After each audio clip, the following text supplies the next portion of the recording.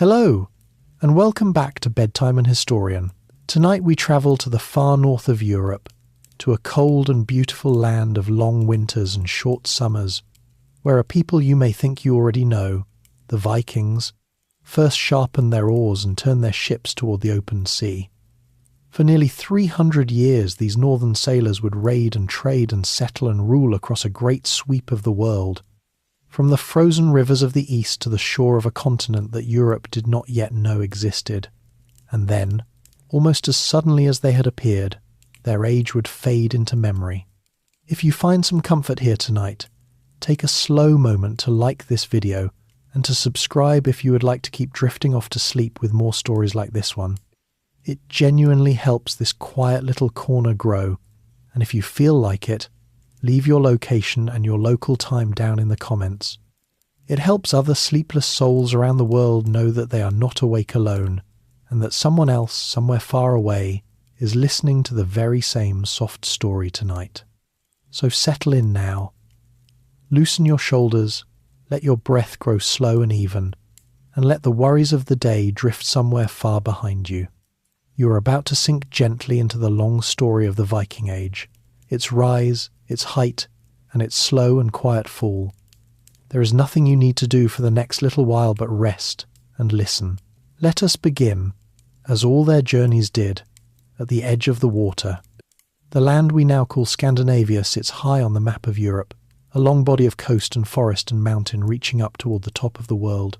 In the years we are speaking of, the closing decades of the 700s, this northern country was home to the people that later ages would call the Norse. They lived in what is now Denmark, Norway, and Sweden, though those tidy nations did not yet exist. Instead, there were scattered communities, each gathered around a chieftain, each clinging to whatever thin ribbon of good land it could find between the sea and the hills. It helps, before we go any further, to picture the place itself. Norway was a country of deep valleys and steep grey mountains, its coast cut into 1,000 narrow inlets, the fjords, where the sea reached far inland between cliffs of stone. Only a small part of this land could be farmed. A family might live on a shelf of green beside the water, with the mountains rising sharply behind them and the cold sea stretching out in front. Sweden was gentler, with great forests and lakes and a long eastern coast that looked out across the Baltic toward the rivers of the east. Denmark, lowest and flattest of the three, was a country of islands and mild farmland and easy harbours, closest to the rest of Europe and its riches. Life in these places was shaped, above everything else, by the seasons. Winter came early and stayed long. For months the sun barely climbed above the horizon, and in the far north it did not rise at all, so that the people lived through a deep blue darkness, broken only by firelight and the strange green glow of the northern lights. The cold was a living presence in every home. Families crowded into long wooden halls, low buildings with turf roofs and a single fire burning down the middle, where humans and animals often sheltered together against the frost. In summer the world turned inside out. The sun stayed up almost through the night, the fields greened, and there was a frantic rush to plant, to fish, to cut hay, and to gather everything the family would need to survive the next long dark. The Norse were, first and last, farmers. This is one of the quiet truths that the later legends tend to bury. Long before any of them ever lifted an axe against a monk, they were people who kept cattle and sheep and pigs, who grew barley and oats in thin soil, who fished the cold waters and hunted seal and whale and reindeer. Their wealth was counted in livestock and in land, and their year was ruled by the plain and patient work of keeping animals and people alive through conditions that would have broken softer folk. A hard land makes hardy people, and the north was very hard indeed. Yet there was never quite enough of it.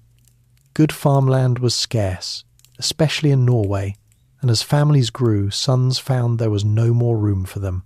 A man could not simply carve a new farm out of a mountainside that had none to spare.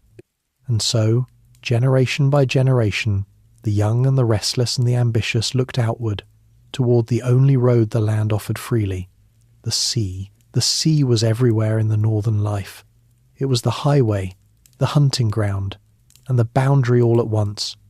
A people boxed in by mountains learned early that it was far easier to travel by water than to struggle overland across rock and forest and snow. Boats were not a luxury here. They were as ordinary and as necessary as a plough further south. Every coastal family knew how to handle one, how to read the moods of the water, how to find their way by the shape of the coast and the position of the sun. The men of the north grew up with salt in the air and the rocking of a hull beneath them, and this long and unbroken friendship with the sea would, in time, carry them further than any people of their age. For now, though, in the years before the storm, the wider world knew almost nothing of them. To the monks and kings of Christian Europe, the far north was a rumour, a cold blank space at the top of the map where strange pagans were said to live. Europe in these years was a patchwork of small kingdoms and great monasteries, still slowly rebuilding after the fall of Rome centuries before.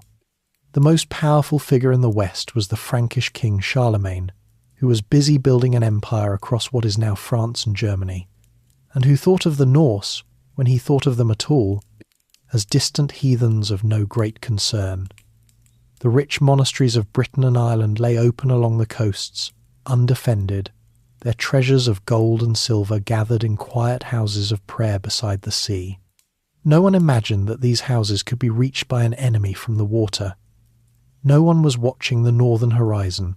The Norse, meanwhile, were changing in ways the world had not noticed. Their skill with ships was quietly reaching a peak that no other people could match. Their population was pressing against the limits of their land. Their society prized courage and reputation and the winning of wealth and fame, and it offered a young man little honour in staying home to mind the cattle. And spread out before them, just across the grey water, lay a Christian Europe that was wealthy, poorly defended, and entirely unprepared. All the pieces were in place. What was missing was only the first spark, the first bold crew to point their prow south and discover just how easy and how profitable the crossing could be. None of this appeared out of nowhere. The people who would burst upon the world in the closing years of the 8th century were the heirs of a long past that reached back many centuries before Lindisfarne. Their ancestors had lived in these northern lands since the retreat of the Great Ice, farming and fishing and slowly building the skills that their descendants would one day carry across the seas.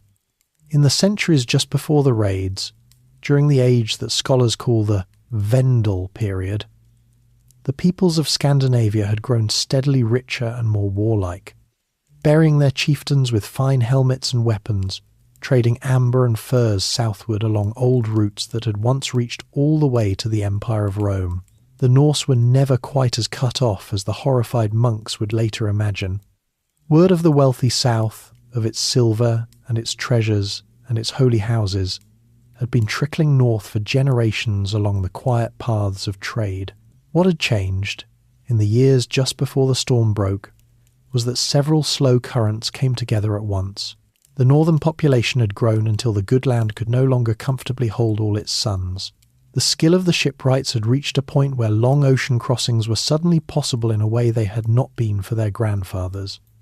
And a warrior culture that prized bold deeds and rich plunder stood ready to seize whatever new possibilities the sea might offer. A people do not become raiders overnight. The Norse had been gathering the strength, the numbers, the ships, and the hunger for a very long time, and it needed only the right moment and the right example for all of it to spill outward across the water. That discovery was coming. In a very few years a handful of ships would slip out of the northern fjords, cross the cold sea, and land on a small holy island off the coast of England. And on that morning the quiet north would announce itself to the world in a way that no one who lived through it would ever forget. But that is the story of another night's first light, and we are not there yet, for now the fjords are still, the halls are warm, and the ships lie waiting on the shingle. Rest here a moment, in the calm before it all begins, in the last quiet years of a world that did not yet know the word Viking, the morning at Lindisfarne. The place where the age truly begins is a small tidal island off the northeast coast of England, joined to the mainland by a strip of sand that vanishes twice a day beneath the sea. It was called Lindisfarne, and it was one of the holiest sites in all of Britain. A monastery had stood there for more than a century and a half, founded by gentle Irish monks, and it had become a place of learning and quiet devotion. Here the monks had made the great illuminated gospel books, painting their pages with gold and deep colours by candlelight. Here rested the bones of St. Cuthbert, a beloved holy man whose tomb drew pilgrims from across the land. The island was rich in a modest way, its church filled with silver and fine cloth and sacred vessels, and it was utterly undefended, for who would ever attack a house of God at the edge of the world? On a summer morning in the year 793, the monks of Lindisfarne looked out to sea and saw ships they did not recognise. The vessels were long and low and swift, driven by a single square sail and by rows of oars that dipped together in perfect time. On their high curving prows some carried carved beasts. The monks would have watched with more curiosity than fear at first, for strange traders sometimes came to these shores. But these were not traders. As the hulls grinded up onto the shingle, armed men leapt into the shallows, dozens of them, carrying axes and swords and round painted shields, and they came up the beach at a run. What followed was over quickly, and it was merciless. The raiders poured into the monastery and took whatever they could carry. They stripped the altar of its silver, seized the holy vessels, tore the jewelled covers from the gospel books, and gathered up every object of value they could find. Monks who tried to stop them were cut down where they stood. Others were seized and dragged back toward the ships to be sold far away as slaves. Some, we are told, were driven into the sea and drowned. The attackers did not linger. Within hours they had loaded their plunder and their captives, pushed their ships back into the water, and were gone over the horizon as suddenly as they had come, leaving smoke rising from the ruined church and the survivors trembling among the dead. To us, looking back across so many centuries, it was one small raid on one small island. But to the people of that time it was something close to the end of the world. The news travelled across Britain and then across the sea to the court of Charlemagne, and everywhere it landed it struck the same note of disbelief and horror. A learned English monk named Alcuin, who was then serving at the Frankish court far away, wrote letters that still survive, and in them we can hear the raw shock of the moment. Never before, he wrote, had such a terror appeared in Britain as this that they now suffered from a pagan people. Never was it thought that such an attack could be made from the sea. The church of St. Cuthbert, he lamented, was spattered with the blood of the priests of God, stripped of all its ornaments, and given as a prey to pagans. Part of what made it so terrible to them was not only the violence but the target. In the Christian mind of that age, a monastery was sacred ground, protected by God himself, the last place on earth an enemy would dare to touch. That these strangers had fallen upon a holy island and butchered monks at their prayers seemed to overturn the natural order of things. Many believed it must be a punishment sent from heaven for the sins of the people. Alcuin himself half suspected as much, and he urged the English to mend their ways. It did not occur to him, or to anyone, that the true explanation was far simpler. The raiders were not agents of divine anger. They were men from the north who had discovered that a monastery by the sea was a storehouse of treasure, guarded by unarmed men who could not fight back, and that a fast ship could take that treasure and be gone before any help could possibly arrive. For the Norse, Lindisfarne was not a beginning so much as a revelation. It proved something that changed everything that came after. It proved that the wealthy lands to the south were open to anyone bold enough and skilled enough to reach them by water. The plunder those first raiders carried home, the silver and the fine goods and the price paid for their captives, would have been wealth beyond what most of them could ever have earned, from a lifetime of farming thin northern soil. And when they returned to their villages and told the tale, and showed what they had brought back, they lit a fire in the imagination of every ambitious young man who heard it. Others would want to try their own luck. The word would spread from fjord to fjord, and so it did. The very next year raiders struck again, this time at the monastery of Jarrow further down the coast. Though here they met stiffer resistance and some were killed. The year after that they fell upon the holy island of Iona, off the coast of Scotland. another jewel of the early church, and they would return to Iona again and again in the years to come, until at last the monks gathered up the relics of their founder and fled inland for good. Ireland, with its many rich and isolated monasteries, soon felt the same lash. What had seemed at first like a single bolt from a clear sky was revealed, season by season, to be the leading edge of something much larger, a rising tide that would keep coming for generations. It is worth pausing here to notice how the world looked from the two different shores. To the monks and villagers of Britain and Ireland, these attacks were pure catastrophe, a horror that came without warning and without reason, striking the innocent and the holy. To the raiders themselves, the very same acts were something like a great and glorious adventure, a way for a poor man to become rich, and a young man to win a name that would be spoken with respect around the fire for the rest of his life. Both of these truths live side by side in the same events. It is one of the strange things about this whole age, that the people we remember as fearsome sea-wolves thought of themselves not as monsters, but simply as bold men seeking their fortune, doing what daring men had always done. There is no record of the names of the men who raided Lindisfarne that morning. No way to know which fjord they came from, or what became of them afterward. They stepped onto the beach out of the northern mist, did their terrible work, and vanished back into it. But they had opened a door. Behind them, waiting in the harbours of Scandinavia, were thousands more like them and better organised and hungrier still. The 3 centuries of the Viking Age had begun, and the small holy island where it started would never again feel entirely safe. There is a bitter irony in why these holy places were so terribly exposed. The monks had chosen their islands and their remote headlands precisely because they were cut off from the world, quiet places apart where they could pray without the distractions of ordinary life. What made them perfect for contemplation made them perfect for plunder, for they were isolated, lightly populated, and entirely unguarded, and they had gathered within their walls the offerings of generations, gold and silver given to God by kings and nobles seeking the salvation of their souls. To a raider, a monastery was a treasure house with the doors left standing open and no one at all to defend it. Nor did any strong hand rise up to protect them. The kingdoms of Britain were divided, and their rulers were preoccupied with their own quarrels, and the coasts were long and the ships came without warning, so that by the time any lord could gather his men, the raiders were already back at sea.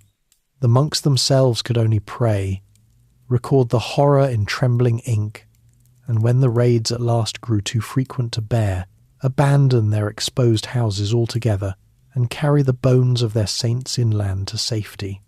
Slowly a shadow of fear settled along every coast within reach of the northern ships, a dread of the strange sail on the horizon that would hang over the shores of Christendom for the better part of 300 years.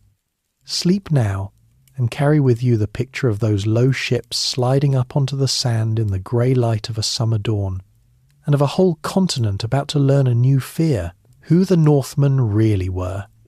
Before we follow the raids as they spread, it is worth spending a quiet while getting to know the people behind them, because almost everything you may picture when you hear the word Viking is at least partly wrong. The image most of us carry, of a snarling warrior in a helmet crowned with 2 great curling horns, is one of the most stubborn falsehoods in all of history.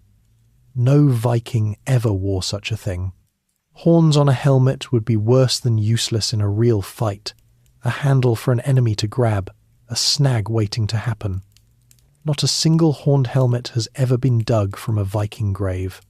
The image comes instead from a costume designer working on a German opera in the 1870s, who dressed his singers in horned helmets to make them look wild and ancient, and the picture proved so striking that it stuck to the real Norsemen forever after. It is a small thing, but it tells you how much of what we think we know about them was invented long after they were gone. So let us set the horns aside and look at the truth. The very word Viking is a useful place to begin. In the Old Norse tongue, it was not really the name of a people at all. To go Viking meant to go on a sea journey in search of plunder or trade. It was something a man did, not something he was. the great majority of the people of Scandinavia never went Viking at all. They stayed home their whole lives, farming and fishing and raising families, and would have thought the raiders a small and reckless minority. When we call the whole civilization the Vikings, we are naming an entire people after the most dramatic thing a few of them did, rather as if the whole of a nation were named after its sailors and soldiers alone. These were not, in any case, a single unified people with one king and one purpose. They were scattered across Denmark, Norway, and Sweden in countless small communities, and they fought among themselves at least as often as they raided abroad. A man's loyalty was to his family, his local chieftain, and his own honour, and not to any grand idea of a Viking nation, which did not exist. When they sailed out into the world, they went in small independent bands, each following its own leader for its own gain. This is part of why they were so hard to stop. There was no single head to cut off, no capital to capture, no king to defeat who could call the whole thing to a halt. There were only more ships and more restless men, coming season after season from 100 different harbours. In their daily lives, they were, as we have seen, mostly farmers, but they were also remarkably clean and careful about their appearance, which surprised the peoples they met. Archaeologists digging through Viking settlements keep turning up combs, more combs than almost any other object, along with tweezers, razors, and little tools for cleaning under the nails and inside the ears. The Norse bathed regularly, and in a world where most people did not, this made an impression. There is a wonderful complaint written by an English churchman who grumbled that the Danish men of his town were luring away the local women by the unfair advantage of combing their hair every day, bathing every Saturday, and changing their clothes often. To this day, the word for Saturday in the Scandinavian languages comes from the old word for washing day. It is a strange thought that the men so feared for their savagery were also, by the standards of their time, unusually well groomed. The warriors among them have gathered their own crop of legends, and here too the truth is more interesting than the myth. There really were fighters called berserkers, men who worked themselves into a wild battle fury, howling and biting the rims of their shields, believed to feel no pain and no fear once the frenzy took them. The word berserk has come down to us from them. Whether their rage came from ritual, from sheer discipline, from some plant or drink, or simply from a terrifying kind of self-hypnosis, no one can now say for certain. What is clear is that ordinary Viking warfare was not a mob of madmen, but something more disciplined. Men fought shoulder to shoulder in a wall of overlapping shields, protecting one another, advancing together. It took nerve and training and trust to hold such a line, and the Norse were very good at it. They were also, and this is easy to forget beneath the noise of the raids, extraordinary makers of things. Their craftsmen worked iron and silver and gold with great skill, decorating everything from sword hilts to brooches with intricate patterns of gripping beasts whose bodies twisted and knotted into one another. They carved wood beautifully, on their ships, their houses, and their sledges. They composed poetry of dizzying complexity, prizing clever wordplay, and buried meaning so highly that a good poet was honoured almost as much as a good warrior.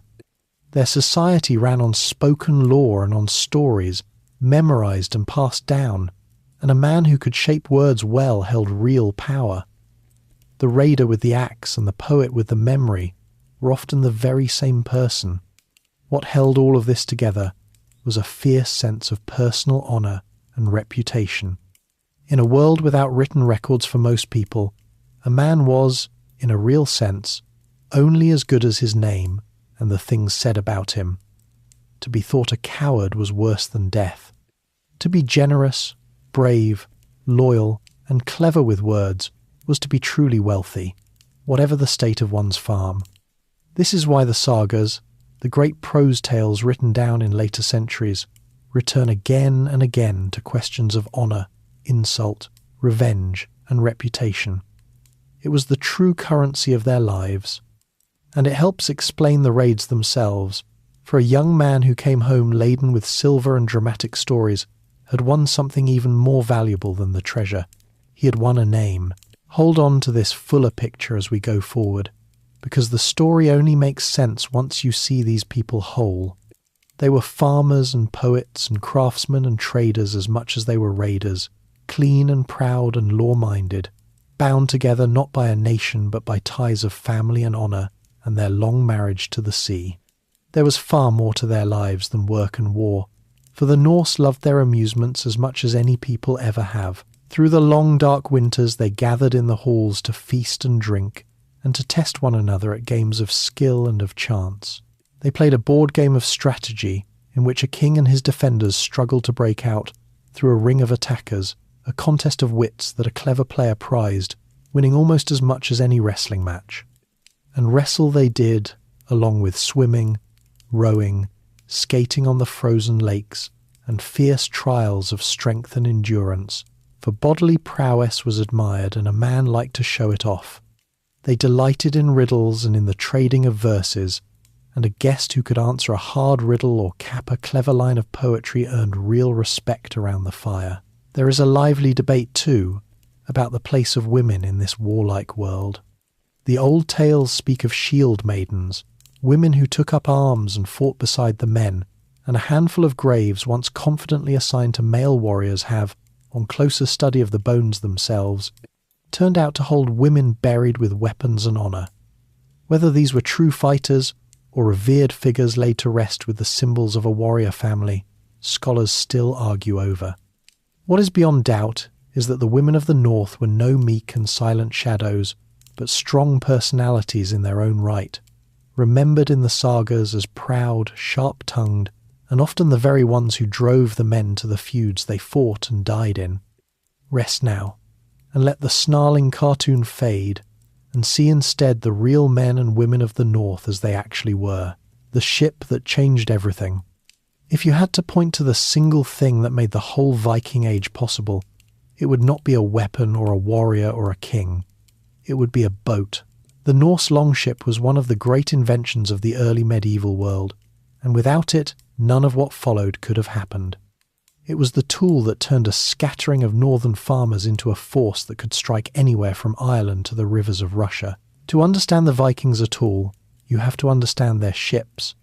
And to understand their ships is to admire them, for they were genuinely beautiful, and centuries ahead of anything their victims could put on the water. The heart of the longship's genius was that it could do two things at once that no other vessel of the age could manage together.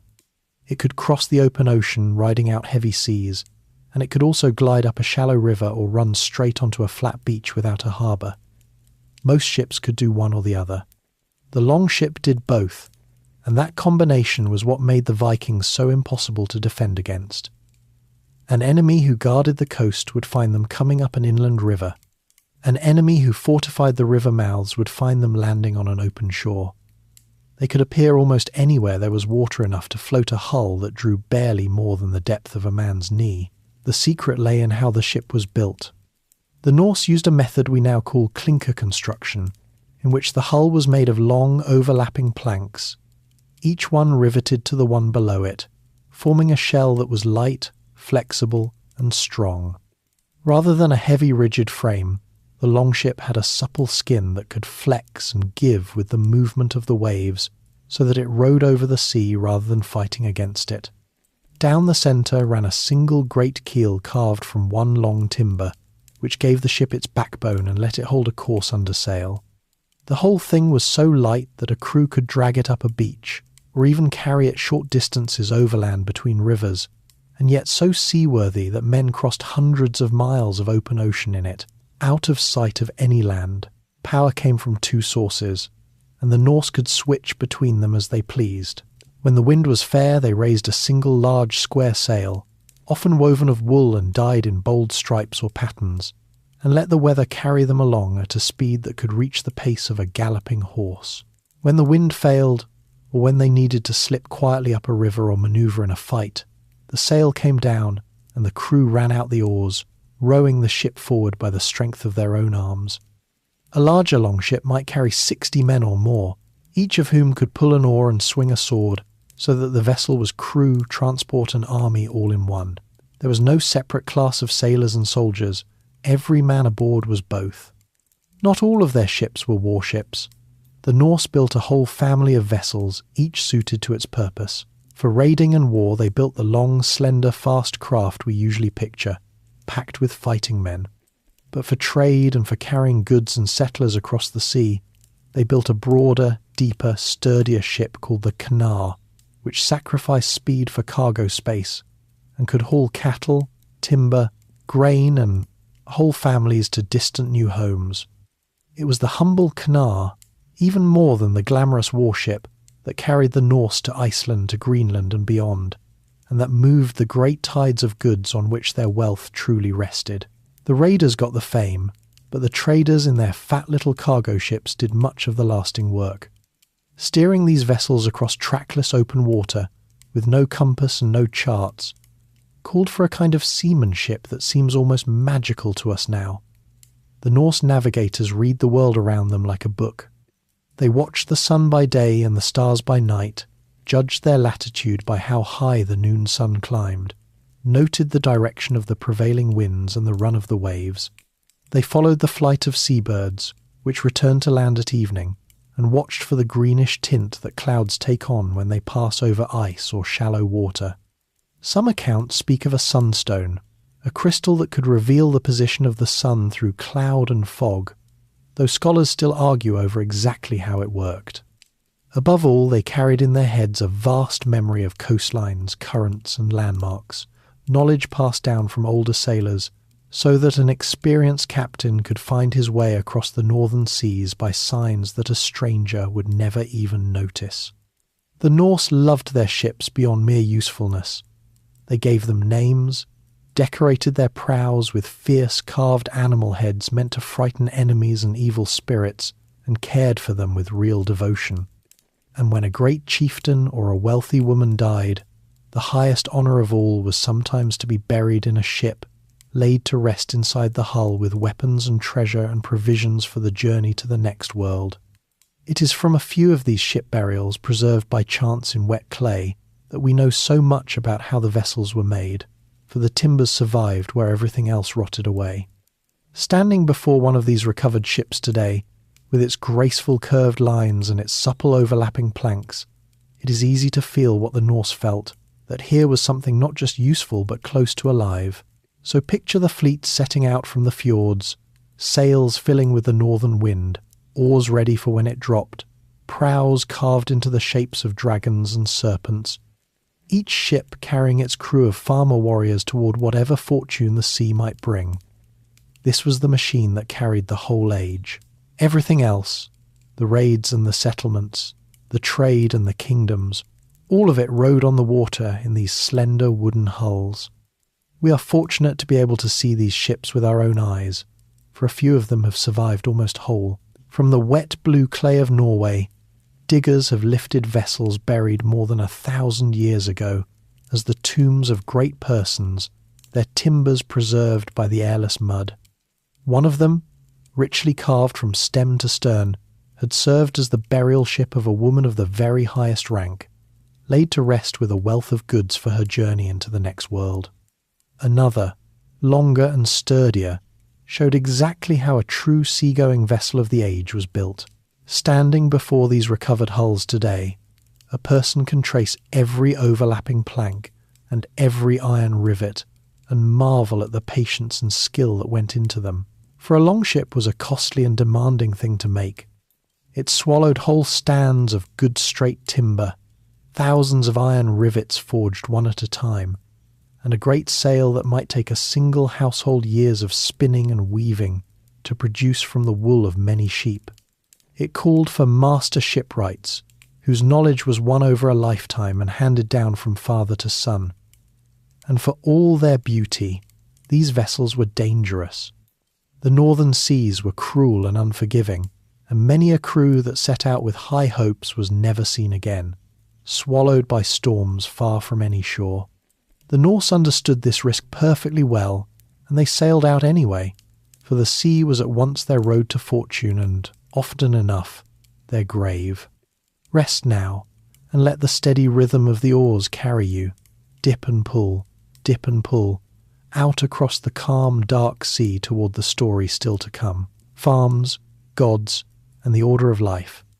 While the raiders were away winning silver and fame, life in the north went on in its old slow rhythm, and it is worth stepping ashore now to see how that life was ordered, for it shaped everything the Norse did.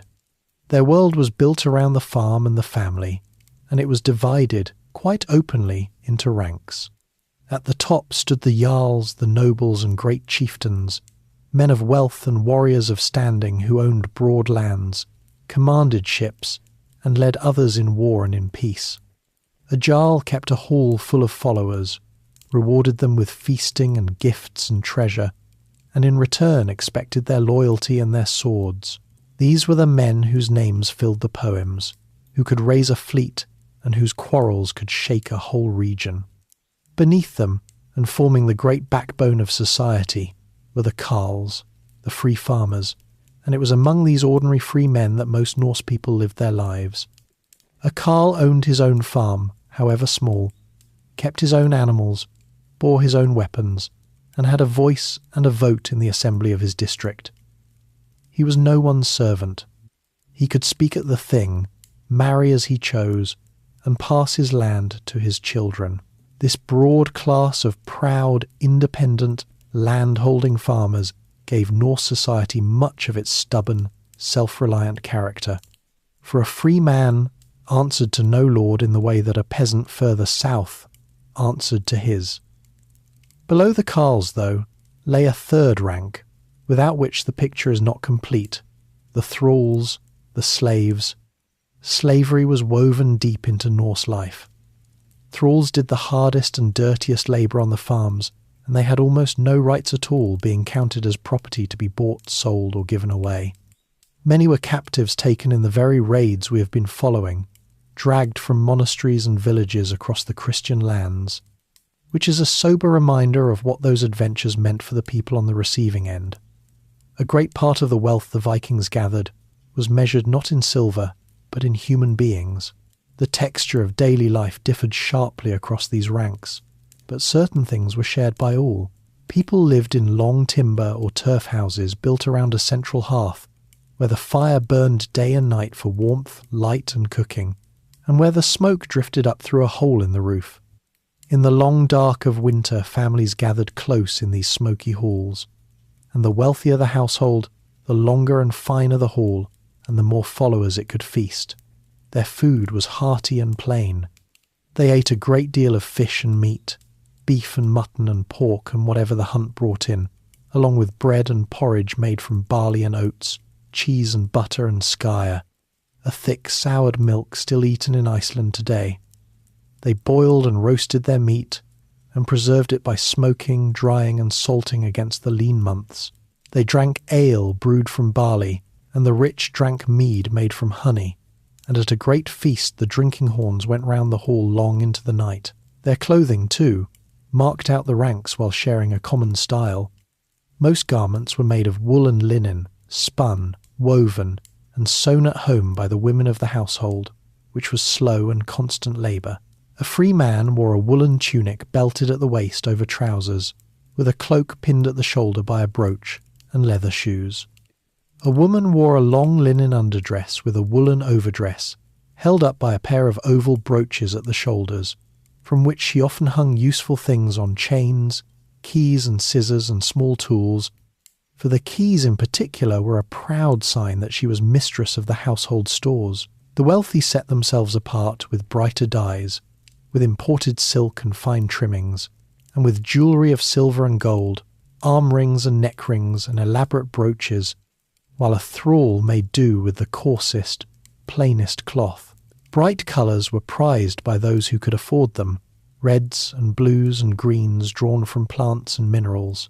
So the notion that these were a people dressed all in drab brown and grey is another mistake. A prosperous Norse hall at a feast would have been a place of colour and gleaming metal. Presiding over the free men's affairs was a remarkable institution called the Thing, an open-air assembly where the free men of a district gathered at set times to make laws, settle disputes, and decide matters of common concern. There was no king handing down commands from above in most of the Viking world, and no written code. Instead, The law lived in the memory of a specially chosen man, the law speaker, who had learned the whole body of custom by heart and recited portions of it aloud at each gathering. Disputes were argued out in the open before the assembled men, and judgment was reached collectively. It was a rough and often violent form of justice, and a man who felt wronged might still take revenge with his own hand, but the thing gave even ordinary farmers a real share in governing themselves, something almost unheard of elsewhere in that age. Women in this world held a stronger position than in many neighbouring societies, though it was far from equal. A free woman could own property, inherit land, and seek a divorce if her husband mistreated her or failed to provide, and while the men were away raiding or trading for months on end, it was the wife who ran the entire farm and everyone on it. The bunch of keys at her belt was no mere ornament, but a badge of genuine authority. Women could not speak at the thing or hold office, yet within the household, and in matters of family honour, their influence was real and respected, and some rose to great prominence as wealthy landholders in their own right.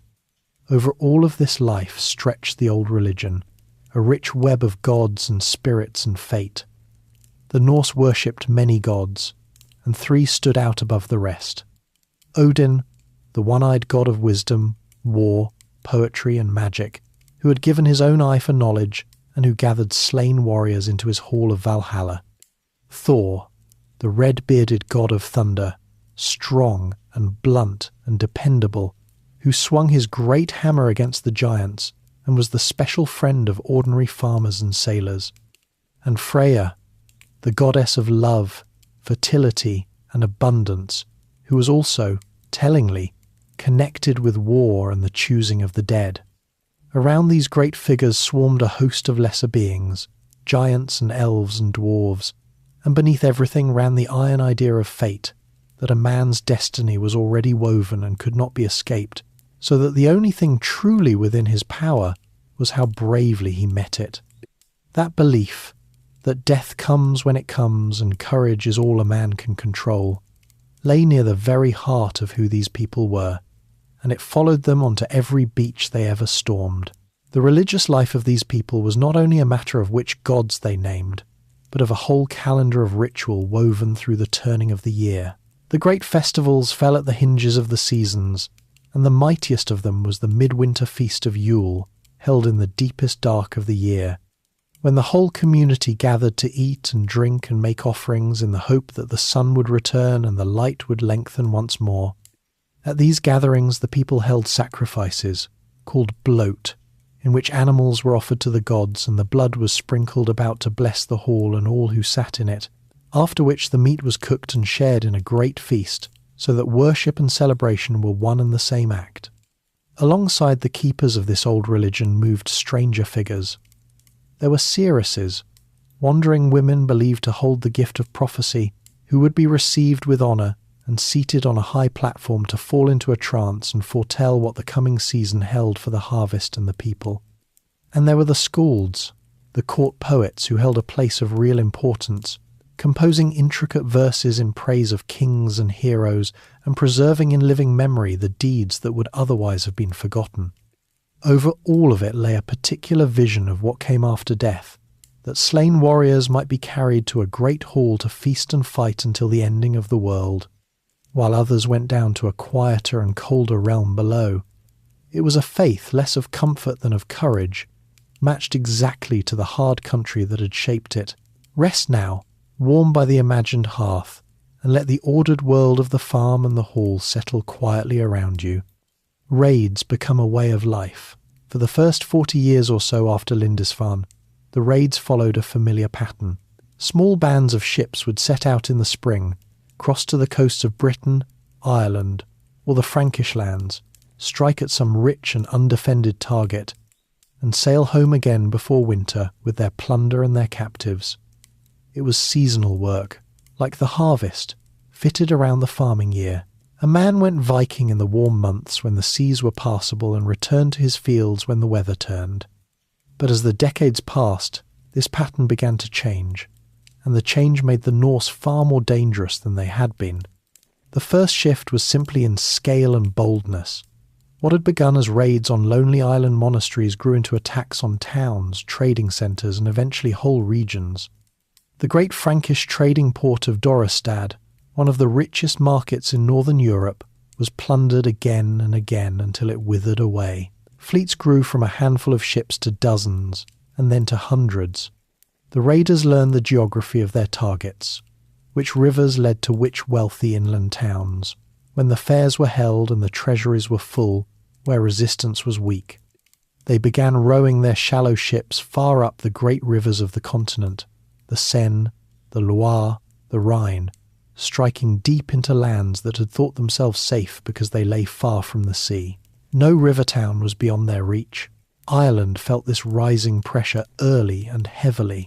The island was dotted with monasteries that were centres of learning and wealth, and it was politically divided among many small warring kingdoms that could rarely unite against a common enemy.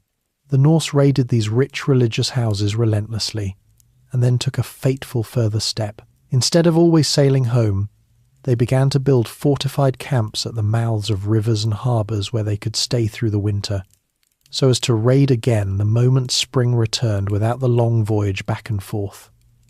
One such camp, planted on the river Liffey, grew in time into a permanent settlement and then into a town. The Norse called it by a name meaning the Black Pool, and it would become the city of Dublin. Several of Ireland's great cities, Waterford, Wexford, Limerick and Cork among them, began their lives as Viking trading and raiding bases. The sea wolves were starting to put down roots. That habit of staying the winter was the second great change, and it transformed everything. Once a Norse army could remain in a foreign land year-round, it was no longer a raid that came and went like a summer storm. It was an occupation.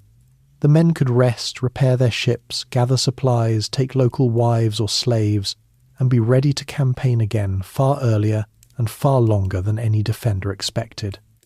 A kingdom might survive a raid that lasted a few weeks, but an army that settled in and simply refused to leave was a threat of an entirely different order. And increasingly the Norse came not merely to rob, but to demand payment, offering to go away, or at least to stop burning, in exchange for great weights of silver. These payments, later remembered by a grim name that meant Dane money, taught the raiders that a frightened kingdom would sometimes hand over more treasure to be left in peace than they could ever have seized by force, which only encouraged them to come back and ask again. The Frankish Empire, which under Charlemagne had seemed so mighty, proved especially vulnerable once that great ruler was gone. After his death, his empire was divided among quarrelling heirs and grandsons, and a realm at war with itself could not organise a steady defence of its long coasts and rivers. The Norse read this weakness perfectly, and exploited it without mercy, sailing up the rivers to sack town after town. In time, a Viking fleet would even row up the Seine to lay siege to Paris itself, and more than once the Frankish rulers chose to buy them off with enormous payments of silver rather than fight, which was a confession of just how thoroughly the balance had shifted. A united empire might have swept the raiders from its rivers. A divided one could only pay and pray and suffer. Britain, meanwhile, was not one country but several. The land was divided among a handful of Anglo-Saxon kingdoms, Northumbria in the north, Mercia in the middle, East Anglia in the east, and Wessex in the south, along with the Welsh and the Scots and the others beyond them. These kingdoms competed and warred with one another, and like the Irish, they struggled to present a united front. Through the middle of the 9th century, the raids on Britain grew heavier and more frequent, and here too the Norse began to overwinter, planting themselves on islands and in coastal camps and refusing to leave. The people of Britain, who had once suffered a raid, and then breathed again once the ships had gone, now faced an enemy who came and stayed, and grew stronger with each passing year. By around the middle of the 9th century then, the character of the whole phenomenon had changed. The Vikings were no longer only summer raiders snatching what they could. They were becoming settlers and conquerors, builders of towns, collectors of tribute, founders of a lasting presence in the lands they had once merely plundered. The scattered sparks of those early raids were joining into a steady fire, and the greatest test of all was about to fall upon the kingdoms of England, when a Norse force, unlike any seen before, would land on their shores, an army so large and so determined that it came not to raid at all, but to take the land itself and keep it. Some of these ventures carried the Norse astonishingly far afield. One bold fleet, led by chieftains whose names the sagas long remembered, sailed clean out of the northern seas, past the coasts of Spain, and through the narrow straits into the Mediterranean itself, raiding along the shores of North Africa and up into Italy. There is a famous tale that this fleet, hungry for the greatest prize of all, mistook a wealthy Italian town for Rome and stormed it with an elaborate trick, only to discover afterward that they had sacked the wrong city altogether. Whether or not the story is true in every detail, it captures the sheer reach and ambition of these raids, which by now spanned the whole of the Western Sea, from the cold north to the warm Mediterranean. Closer to home, the pressure on the Frankish lands reached a new height when a vast Viking fleet rode up the Seine and laid siege to Paris. Then a fortified town crowded onto an island in the river. For the better part of a year, the Norse pressed their attacks on the city's bridges and walls, while the defenders held on grimly through hunger and assault. And though Paris did not fall, the episode showed how the raids had grown from lightning strikes into full campaigns of siege warfare against the greatest cities of the West. The Frankish king, unable to crush the besiegers, at last paid them a great sum of silver and allowed them to sail on to plunder elsewhere, a resolution that satisfied no one and taught the Norse yet again that patience and persistence brought their reward. Rest now, with the sound of oars once more on the rivers and the story turning from robbery toward conquest. The great heathen army. In the year 865, something arrived on the shores of England that the country had never faced before. It was not a raiding party of a few ships, nor even a large fleet come to plunder and depart. It was an army, a great combined host drawn from across the Norse world, and it came with a purpose that went far beyond treasure. The English who lived through it called it, with dread, the great heathen army, and its coming opened the most dangerous chapter in the whole long struggle between the Anglo-Saxon kingdoms and the men from the north. This host did not intend to raid England, it intended to conquer it. The army landed first in East Anglia, and rather than immediately attacking, it did something shrewd. It made a kind of peace with the local people, wintering there and using the time to gather horses, so that this fleet-borne force could suddenly move across the land with the speed of cavalry. Having rested and equipped itself, the army then struck north with sudden violence toward the kingdom of Northumbria and its chief city, York. Northumbria, as luck would have it for the invaders, was in the middle of a civil war, its people divided between two rival claimants to the throne. The Norse fell upon this divided kingdom and took York, and when the two Northumbrian rivals at last patched up their quarrel and joined forces to retake the city, they were both killed, and their armies shattered. Northumbria, one of the four great kingdoms of England, had fallen in a single stroke, and the Norse set up a puppet ruler to govern it for them. Behind the army, according to the later sagas and chronicles, stood the sons of a half-legendary Viking named Ragnar Lodbrok, and chief among them a leader remembered as Ivar, called the Boneless, a nickname whose true meaning has puzzled people ever since. Whether it referred to some physical condition, to an unusual suppleness, or to something else entirely, no one can now say, and the figure of Ivar sits on the misty border between solid history and legend. What is not in doubt is that the leaders of this army were men of real ability, capable of holding together a large and fractious force of independent warriors and directing it with strategy and patience over many years. This was not a mob, it was a campaign, waged with cunning as much as with force. From Northumbria the army turned its attention elsewhere, pressing into Mercia and returning again to East Anglia. It was here that one of the most famous episodes of the whole invasion took place. The king of East Anglia, a young man named Edmund, stood against the invaders and was defeated and killed. Later tradition holds that he was captured, and when he refused to renounce his Christian faith or rule as a puppet under heathen masters, was tied to a tree, shot through with arrows, and beheaded. Whatever the exact truth of his death, Edmund was soon remembered as a martyr and a saint, and the place where his remains came to rest grew into a great centre of pilgrimage that still bears his name, Bury St. Edmunds. His killing shows the pattern of these years with brutal clarity. One by one, the ancient kingdoms of England were being conquered, their kings killed or made into servants, their independence extinguished. By the early 870s, the situation for the English was very nearly hopeless. Northumbria was gone, East Anglia was gone. Mercia, the great Midland kingdom, was crumbling, its king driven into exile overseas and its lands parcelled out. Part of it taken under direct Norse control, and part left to a puppet who ruled at the invader's pleasure. 3 of the 4 great Anglo-Saxon kingdoms had been swept away in less than a decade. Everywhere the old order was collapsing, and the Norse were settling onto the conquered land, dividing it up among themselves to farm, turning conquest into permanent possession. It seemed only a matter of time before the whole of England fell under the rule of the men from the north, and the English as an independent people passed out of history altogether. There remained just one kingdom still standing, the southern realm of Wessex, and it now faced the full weight of the Norse army alone. Wessex had already felt the enemy's strength in a series of hard battles, and its prospects looked little better than those of the kingdoms already destroyed.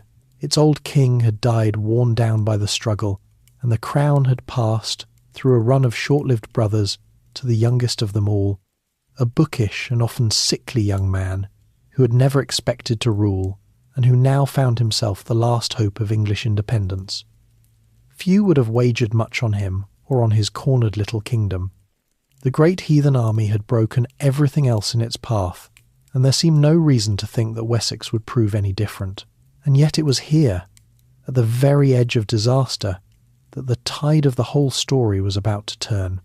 The young king of Wessex would prove to be something no one expected, a leader of patience, courage, and deep cunning, who would be beaten and driven into hiding, and yet refuse to give up, and who would, in the end, do what no other English ruler had managed, and stop the seemingly unstoppable army in its tracks. His name was Alfred, and history would give him a title granted to no other English king.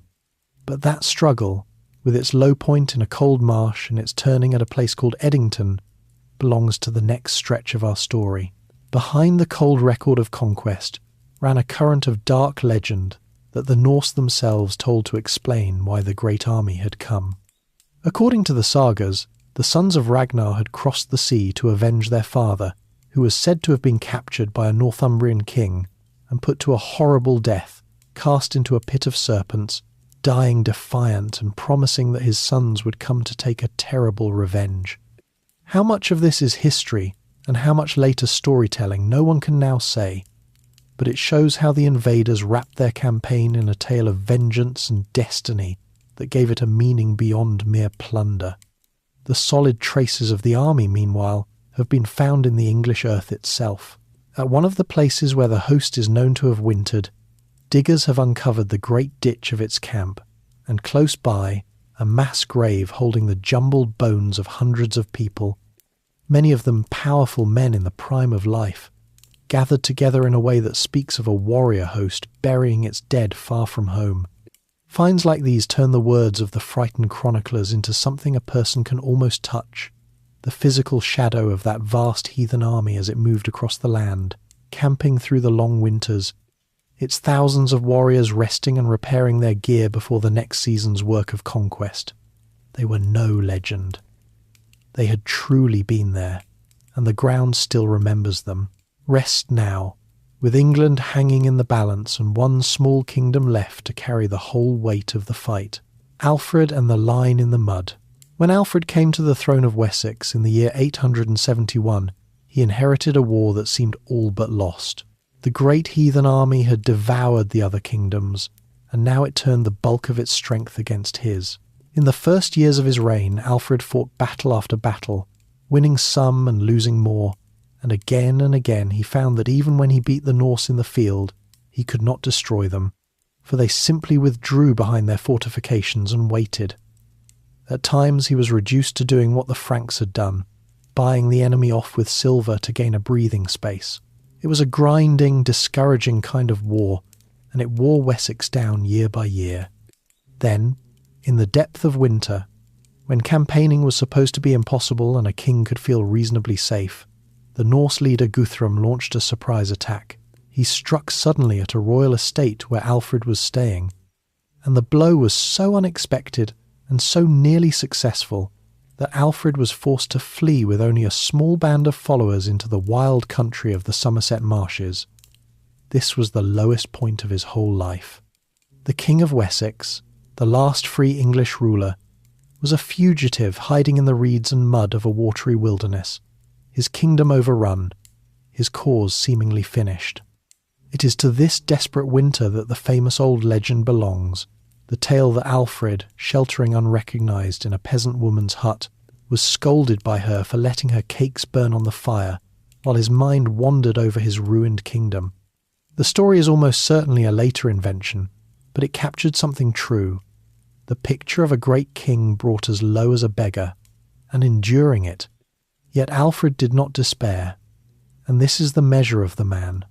From a fortified refuge deep in the marshes, a place called Athelney, he gathered the threads of resistance. He sent out secret messengers to the men of the surrounding shires, calling them to arm themselves and to meet him at an appointed place when the time was right. And through the early months of the year 878, quietly and against all odds, the fugitive king rebuilt an army out of the loyal farmers and Thegans who still answered his call. When spring came, he emerged from hiding, gathered his forces at a stone that served as a known meeting point, and marched to face Guthrum's host in open battle at a place called Eddington. There, on that field, the long tide of Norse conquest in England finally broke. Alfred's army, fighting in the tight, disciplined shield wall, met the Norse and defeated them decisively, and this time the victory was complete enough to matter. The beaten Guthrum fled to his stronghold, and Alfred pursued and surrounded him and starved him into surrender. But what Alfred did next was as clever as his victory was hard won. He did not slaughter his defeated enemy. Instead, he made terms, and the chief term was that Guthrum accept baptism as a Christian. The Norse leader agreed, and Alfred himself stood as his sponsor at the font, so that the two men who had spent years trying to destroy each other now stood as godfather and godson.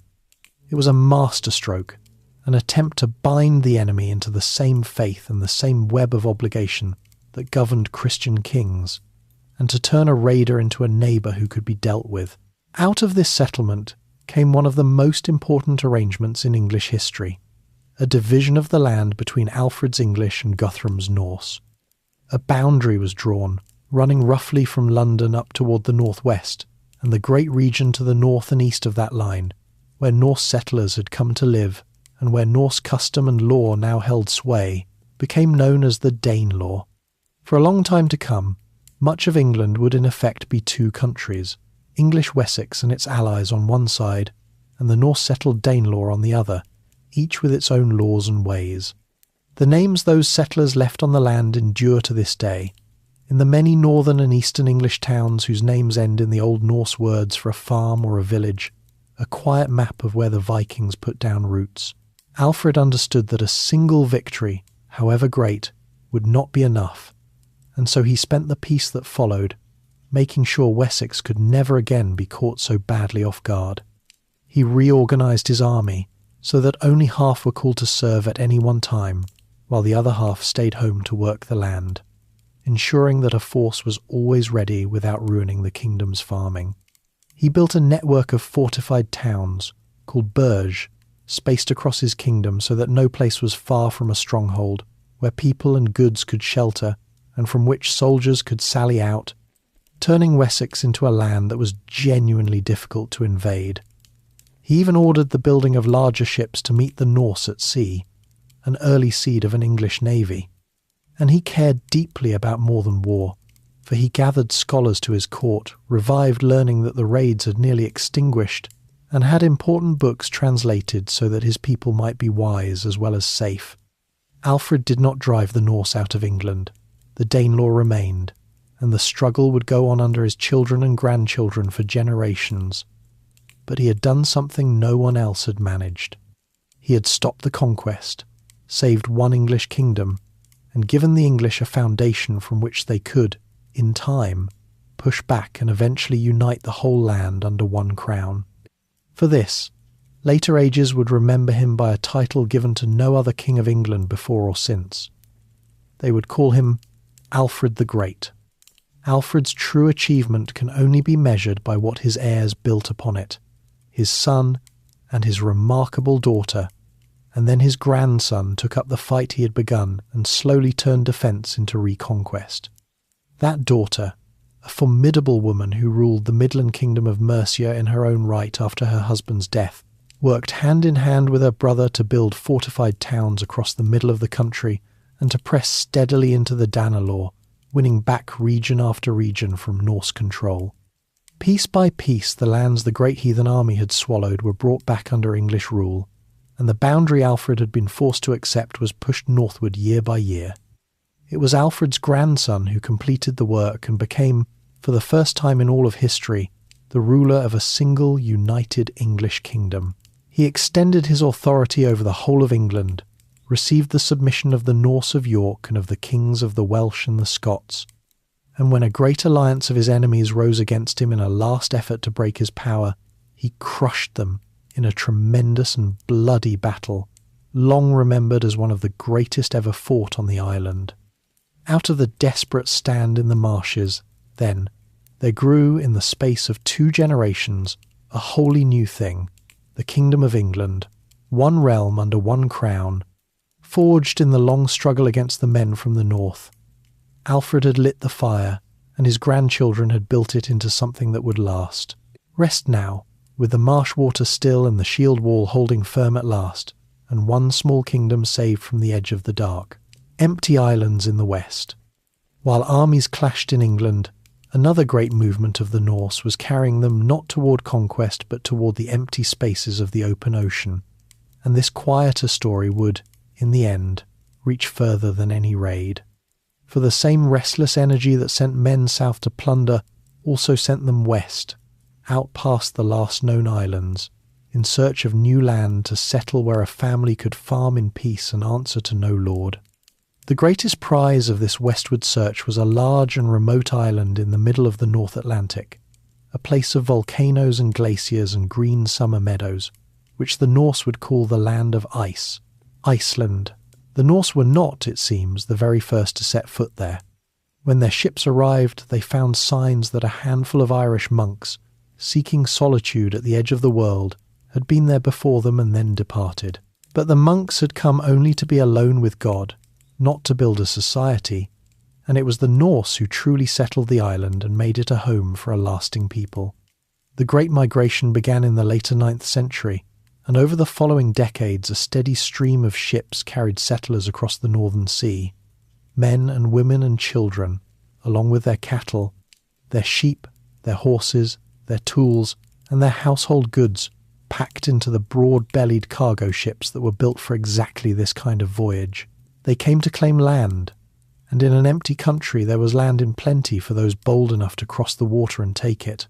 Part of what drove them was trouble at home. In these very years, the King Harold Fairhair was fighting to bring all of Norway under his single rule, crushing the independent chieftains one by one and forcing them to submit to him or lose everything. Many proud men who had governed their own districts for generations refused to bow to a king, and rather than live as subjects where they had once been masters, they gathered their families and followers and sailed away to Iceland, where no king ruled and a free man could be his own lord once more. So the settlement of Iceland was, in part, a flight of the stubborn and the independent, the very people least willing to bend, and this left its mark on the character of the society they built, for the society they made was a genuine novelty, a whole country with no king at all. Instead of a monarch, the Icelanders governed themselves through their assemblies, the local, things where disputes were settled and decisions made, and above them all a great national assembly, the Althing, which met once a year at a dramatic place of cliffs and open ground where the free men of the whole island gathered. There the law speaker recited the law from memory, cases were judged, feuds were settled or inflamed, Marriages were arranged, news was exchanged, and the business of a nation was carried on in the open air. This Althing, first gathered around the year 930, has a fair claim to be among the oldest continuing assemblies of its kind anywhere in the world, and it governed Iceland for centuries without any king ever setting foot as ruler on the island. It was a bold experiment in a people governing themselves, though it was far from peaceful, for without a strong central power to enforce the law, powerful families often settled their quarrels through blood feud, and the story of those feuds would later fill the great Icelandic sagas. Life on Iceland was hard and demanded everything the settlers had. The island was beautiful but harsh, and only its coastal fringes and valleys could support farming. The settlers raised sheep and cattle, cut hay through the brief summer to keep their animals alive through the long winter, fished the teeming seas, and gathered driftwood and the eggs and meat of seabirds. They quickly learned the limits of their new home.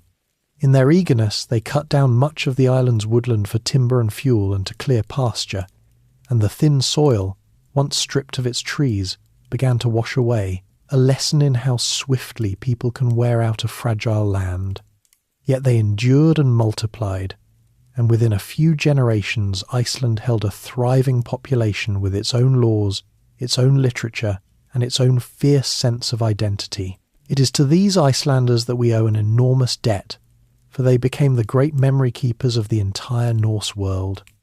In the calm centuries after they had turned Christian, Icelandic writers set down in their own language the sagas and histories and poems that preserve almost everything we know of Viking beliefs, legends, and deeds. Without the quiet work of these islanders, bent over their manuscripts through the long winters, the gods and heroes of the North would be little more than shadows to us now. The raiders won the silver and the fame, but it was the settlers and their descendants in this remote and treeless land who saved the story itself from being forgotten. Chief among these keepers of memory was a man who lived in Iceland's later, Christian centuries, a powerful chieftain, law speaker, and writer of astonishing gifts. It was he, and others like him, who gathered up the scattered old poems and traditions and set them down in orderly books, composing among other things a careful guide to the ancient poetry that explained the myths of the gods, the making and the ending of the world, the deeds of Thor and Odin, so that later poets could still understand the old buried allusions. Without that patient labour, carried out on a remote island long after the gods had ceased to be worshipped, we would know almost nothing of the rich mythology of the North, and the tales of the great world tree, of the wolf that will one day swallow the sun, of the last battle at the ending of days, would have been lost to us forever. That same writer also set down a great history of the kings of Norway, drawing on the memorized verses of the old court poets, and it is from his pages that a large part of our knowledge of the whole age still flows. It is one of the quiet wonders of history that so much of what we know about these fierce pagan seafarers reaches us through the pens of their own Christian descendants, seated in turf-roofed halls on a treeless island in the middle of the ocean, writing by the light of the long summer evenings and the smoky lamps of winter. The very people the raiders had scattered to found this land became, generations on, the careful librarians of the entire Norse world. Had Iceland never been settled, or had its people never taken up the pen, the Viking Age would be little more to us now than a handful of horrified entries in foreign chronicles and a scatter of silent objects dug from the ground. And Iceland, remarkable as it was, proved to be not the end of the Norse road westward, but a stepping stone. From its shores ships would push on again, across even wider and colder and more dangerous waters, toward lands that lay at the very rim of the known world and beyond it. The same hunger for new ground that had carried them from Norway to Iceland now drove a few of the boldest of them further still, toward a great icebound coast in the west, and then toward something even more astonishing, a shore that no one in Europe knew was there at all. The Norse did not stumble upon Iceland all at once, but found it in stages, and the old accounts preserve the names of the men who first sighted it. One was blown there by accident in a storm and called it a snowland. Another sailed around it and proved it to be an island. But the most colourful of these early explorers was a man remembered as Raven Floki, who set out deliberately to find the new land and carried aboard his ship 3 ravens, releasing them one by one to guide him and following the last bird as it flew straight toward the unseen coast. Floki settled for a time in a bay in the west, but he was so taken up with the rich fishing that he forgot to gather enough hay, and his livestock died in the bitter winter that followed. Disappointed and sour, he climbed a mountain, saw a fjord choked with drift ice, and named the whole place the Land of Ice, a hard name that stuck fast and that may, some have thought, have helped keep the fainter-hearted away. The first to come and stay for good was a chieftain who, in the old custom, threw the carved wooden pillars of his high seat into the sea as he neared the coast, vowing to make his home wherever the gods should bring them ashore. Where they at last washed up, he built his farm, and the place took a name meaning Smoky Bay, from the steam of its hot springs rising into the cold air, and it would grow in time into Reykjavik, the chief town of the island. From such small and stubborn beginnings, one determined family at a time, an empty land in the middle of the ocean filled slowly with farms and people and the beginnings of a nation, rests now, with the Althing gathered on its plain of cliffs, and the western ocean waiting grey and vast beyond the edge of the settled world. Green land and the edge of the world. The next leap westward was made by a man whose temper kept getting him into trouble. His name was Eric the Red, so called for the colour of his hair and beard, and some said, for the heat of his disposition. Eric had come to Iceland as a young man, but he was a quarrelsome sort, and after a series of violent disputes in which men were killed, he was outlawed from Iceland for 3 years, driven out to fend for himself. Rather than simply wait out his sentence, Eric decided to use the time to sail west and explore a great, cold, forbidding land that other sailors had glimpsed but never settled, lying far out across the water. For 3 years he explored its coasts and fjords, searching out the few spots green enough to support a farm, and when his exile ended he sailed back to Iceland to gather settlers for his discovery. Now Eric showed that he understood something about human nature. The land he had found was mostly a vast sheet of ice, bleak and unwelcoming, with only thin ribbons of grass along its southern fjords. A truthful name would have driven every possible settler away. So Eric gave it the most appealing name he could think of, calling it the Greenland, reasoning quite openly, as the old accounts tell us, that people would be far more willing to go there if it had an attractive name. It may be the earliest recorded example of a real estate developer dressing up a difficult property with a hopeful label, and it worked. A fleet of ships set out from Iceland carrying would-be settlers, and though many were lost or turned back in the storms of that hard crossing, enough arrived to plant 2 small colonies along the habitable fjords of Greenland's southwest coast. Against all odds, these Norse Greenlanders held on for centuries, farming their sheep and cattle on the narrow green margins, hunting seal and walrus and the great whales, and trading the precious ivory of walrus tusks back to Europe, for that ivory was highly prized and gave the remote colony something valuable to sell. It was a precarious existence, clinging to the edge of an ice cap at the very limit of where Europeans could live, dependent on ships from a homeland thousands of miles away. But for many generations it endured, a Christian European society improbably rooted on the shore of a frozen continent, closer to the New World than to the Old, though its people did not think of it in those terms. For it was from Greenland that the Norse took the final step, the one that makes this the most extraordinary chapter of their whole story. Eric the Red had a son named Leif, remembered as Leif the Lucky, and it was Leif, or by some accounts a trader who had been blown off course before him, who first reached the shores of a new land still further to the west, a land of forests and rivers and wild grapes that they called Vinland, the land of vines. This was the coast of North America, and the Norse had found it around the year 1000, roughly 500 years before any other European would cross that ocean. They had reached a continent whose existence was utterly unknown to the rest of the world, and they had done it in open wooden boats, navigating by the sun and the birds and the run of the sea. For a long time this Norse discovery of America was dismissed as mere legend, a boastful tale in the old sagas with no proof behind it. But then, in more recent times, archaeologists digging at a place called Lance aux Meadows, on the northern tip of the island of Newfoundland, uncovered the unmistakable remains of a Norse settlement. The turf outlines of their long houses, their iron nails, a bronze pin of Norse make, tools for working iron and wood.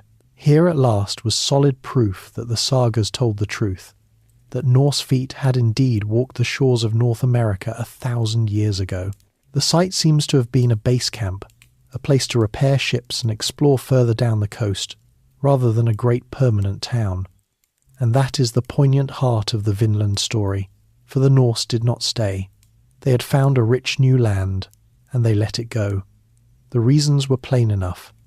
The land was impossibly far from home, at the end of a long and dangerous chain of settlements stretching all the way back to Norway, and the tiny population of Greenland could never spare enough people to hold a colony an ocean beyond it. Worse, the new land was already inhabited by native peoples, whom the Norse called by a word that meant something like the wretches, and relations between the two soon turned to violence. Caught between the great distance from home and the hostility of the people already living there, the small Norse parties found their foothold impossible to keep, and after a few attempts they abandoned the effort and sailed away, leaving the continent to its own peoples for another 5 centuries.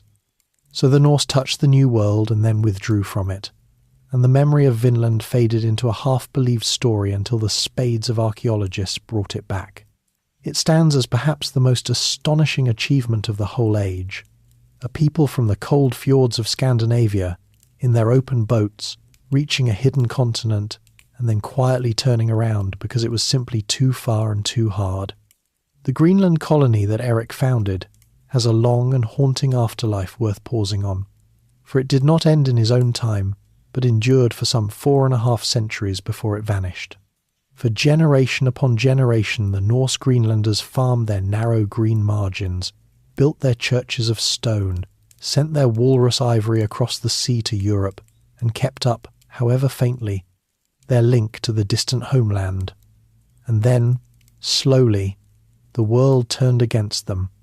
The climate, which had been mild when they arrived, grew colder as the centuries passed, so that the growing season shortened, and the sea ice crept further south and made the vital voyages to and from Europe more dangerous and more rare.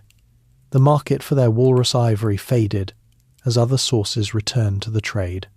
Ships came less and less often, until at last they stopped coming altogether. What exactly became of the last Greenlanders is one of the quiet mysteries of history. The final written record we have of them is a note of an ordinary wedding held in one of their churches, and after that the silence closes in. When European ships at last found their way back centuries later, they discovered the settlements empty, the halls roofless, the fields gone back to wilderness, and no living soul to tell what had happened. Whether the last of them starved as the cold deepened, or gave up and sailed away, or were slowly worn down and lost, no one knows for certain to this day. Their long and stubborn stand at the very edge of the habitable world had simply ended, leaving only ruins on a frozen shore, a sober reminder of how thin the thread can be that ties a people to survival. Rest now, with the wild grapes ripening on an unknown shore, and the little wooden ships turning their carved prows back toward home across the empty western sea, the river road to the east. While the Norse of Norway and Denmark looked west and south toward Britain and Francia, the Norse of Sweden looked in a different direction entirely, toward the east, and there they wrote a chapter of the age that is far less famous, but every bit as remarkable. Instead of crossing open seas to raid monasteries, these Eastern Norsemen turned inland, into the vast river systems of what is now Russia and Ukraine, and used those rivers as highways deep into the heart of a continent. Where the Western Vikings are remembered for their axes, the Eastern ones are remembered as much for their trade goods and their scales, though they could fight ferociously when they chose. The peoples they met among the Slavs called them by a name that has echoed down the centuries, the Rus, and from that name, most historians believe, the country of Russia would eventually take its own. The land they entered was not empty like Iceland, but was thinly settled by Slavic and Finnic peoples, and it was laced with great slow rivers running south toward warm and wealthy seas. The Norse quickly grasped the possibilities. By rowing and sailing down these rivers, and by dragging their light boats overland across the stretches between one river system and the next, a determined crew could travel from the cold Baltic all the way to the Black Sea and the Caspian, and so reach the two greatest and richest civilizations of the age, the Christian Empire of Byzantium and the Muslim world of the Caliphate. Along these river roads the Rus established fortified trading posts that grew into towns, and two of these towns became great centres of power, Novgorod in the north and Kiev further south, which would become the seed of a mighty state. According to the old chronicles, the beginnings of that state were bound up with a Norse leader named Rurik, who was invited or who forced his way into ruling among the peoples of the north, and whose kinsmen extended their grip down the rivers to Kiev. Whatever the exact truth behind these misty tales, it is clear that a warrior and merchant elite of Norse origin came to rule over a largely Slavic population, and that over the generations the two blended together, the Norse rulers gradually adopting the Slavic language and customs of the far more numerous people they governed, until the distinction faded, and a new people and a new realm emerged. The land of the Rus was one of the great meeting places of the Viking Age, where North met South and the Norse world merged into the Slavic one. What drew the Rus down those rivers, above all, was trade, and the goods they carried were the products of the northern forests. They dealt in furs of every kind, in beeswax and honey, in amber gathered from the Baltic shore, and, grimly, in slaves. For the Eastern trade in captive human beings was vast and hugely profitable, feeding the markets of the wealthy South with a steady stream of the enslaved. In return, the Rus received the one thing the North craved above all others, silver, pouring out of the mines of the Islamic world in the form of coins that archaeologists still dig up by the tens of thousands across Scandinavia. This river of Eastern silver, more than any plunder from the West, was what truly enriched the Norse world, and it flowed because these Swedish adventurers had opened the long road to the markets of Baghdad and beyond. The greatest magnet of all lay at the far end of the river road, the city the Norse called Miklagard, the great city, which we know as Constantinople, capital of the Byzantine Empire, and the largest and richest city in all of Europe. To the Norse arriving from their timber towns in the northern forests, Constantinople must have seemed almost beyond belief, a metropolis of 500,000 people, its great church of holy wisdom crowned with a dome that seemed to float on light, its markets heaped with silk and gold and spices from the ends of the earth. The Rus came to it first as raiders, sailing their fleets across the Black Sea to attack the city's walls, and more than once they were beaten back by its formidable defences and its terrifying secret weapon, a liquid fire that could burn even upon the water. But raiding gave way to trading, and treaties were struck that let Norse merchants come each year to do business under careful rules. In time the relationship grew closer still, for the emperors of Byzantium came to value these huge, fearless northern fighting men and began to hire them as an elite bodyguard, the famous Varangian Guard. For centuries this corps of Norse and later English warriors served as the personal guard of the Byzantine emperors, trusted precisely because they were foreigners with no stake in the endless plots of the court, loyal only to the ruler who paid them so handsomely. Service in the Guard became a path to fabulous wealth and adventure, and young men sailed all the way from Scandinavia and Iceland to take the emperor's coin. One of them, or someone very like him, left behind a small and human trace of this great journey.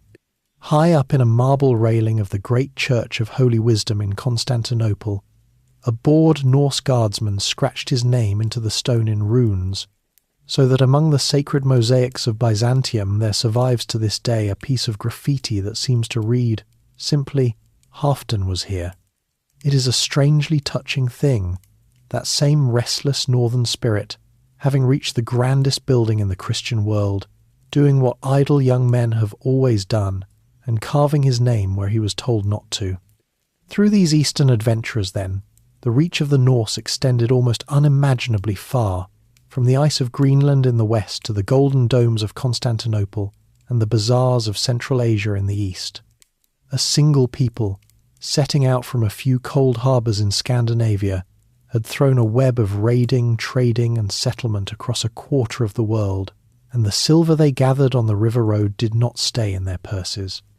It flowed back into a great network of trade and towns that was quietly transforming the Norse homelands themselves, turning raiders into merchants and villages into cities. The river road to the great city was long and full of danger, and we know a surprising amount about how it was travelled. Each year the Rus would gather their goods and their boats and set off down the wide Dnieper toward the Black Sea, and the hardest part of the whole journey came at a series of great rapids where the river tumbled over rocks that no boat could hope to pass. There the crews had to unload everything, haul their vessels out of the water, and drag or carry them overland along the banks, step by weary step, until the smooth water returned below. A Byzantine emperor, curious about these northern traders who came each year to his empire, even wrote down the names of the 7 rapids in both the Norse and the Slavic tongues, a small and precious record that lets us hear the 2 languages of the Rus side by side across 1,000 years. Worse than the labour was the danger, for at exactly these places, where the men were burdened and strung out along the bank and could not fight as a body, the fierce horsemen of the open grasslands lay in wait to fall upon them and cut down the stragglers.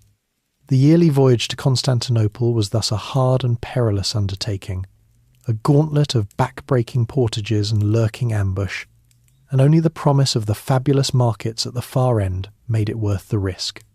That the Rus made this journey year after year and grew wealthy upon it says a great deal about both their toughness and their hunger for the riches of the south. We are fortunate to have, for once, an eyewitness account of these Eastern Norsemen written by an outsider. A learned Arab traveller was sent from Baghdad on an embassy to the peoples of the Volga, and there he met a party of the Rus, and set down what he saw with a mixture of admiration and disgust. He described them as tall and magnificent, fair and ruddy, tattooed from fingertips to neck with dark patterns, each man carrying an axe and a knife close to hand, and he marvelled at their fine bodies while recoiling from what he judged their unclean habits. His account gives us a rare and vivid glimpse of the Rus as living, breathing people, rather than as figures in a dry chronicle. Above all, he witnessed and recorded in careful detail the funeral of one of their chieftains, and it is among the most extraordinary descriptions to survive from the whole age. The dead man was laid in his ship along with rich goods, food, and slaughtered animals, and after 10 days of feasting and solemn ritual the vessel and everything in it were set alight and burned upon the shore, and a great mound was raised over the ashes. Through this stranger's eyes we can still watch, across more than 1,000 years, the smoke of a Viking ship funeral rising over a river in the heart of Russia, a window onto beliefs about death and the next world, that the Norse themselves left almost entirely unwritten. It is one of the great gifts of chance that a traveller from a distant civilization happened to be there, pen in hand, to see it and write it down. Rest now, with the long boats gliding down the wide, slow rivers under a southern sun, bound for the great city at the edge of the world, silver, slaves, and busy harbours. Beneath all the drama of raids and battles and daring voyages ran a quieter current that in many ways mattered more, and that was trade. For all their fearsome reputation, the Norse were among the great merchants of their age, and the same ships and the same men that could descend on a monastery could just as easily arrive at a market with holds full of goods to sell. To see the Viking Age only as an age of plunder is to miss half of what was happening. For alongside the sword there was always the scale, and the wealth that flowed through Norse hands as trade dwarfed, over time, whatever was seized by force. The North was becoming a hub in a network of exchange that stretched across the known world. The clearest sign of this is the silver itself. Across Scandinavia, buried in the ground for safekeeping in troubled times and never reclaimed, lie hoards of silver coins. And a great many of those coins were struck not in Europe but in the distant Islamic world, in the mints of the Caliphate.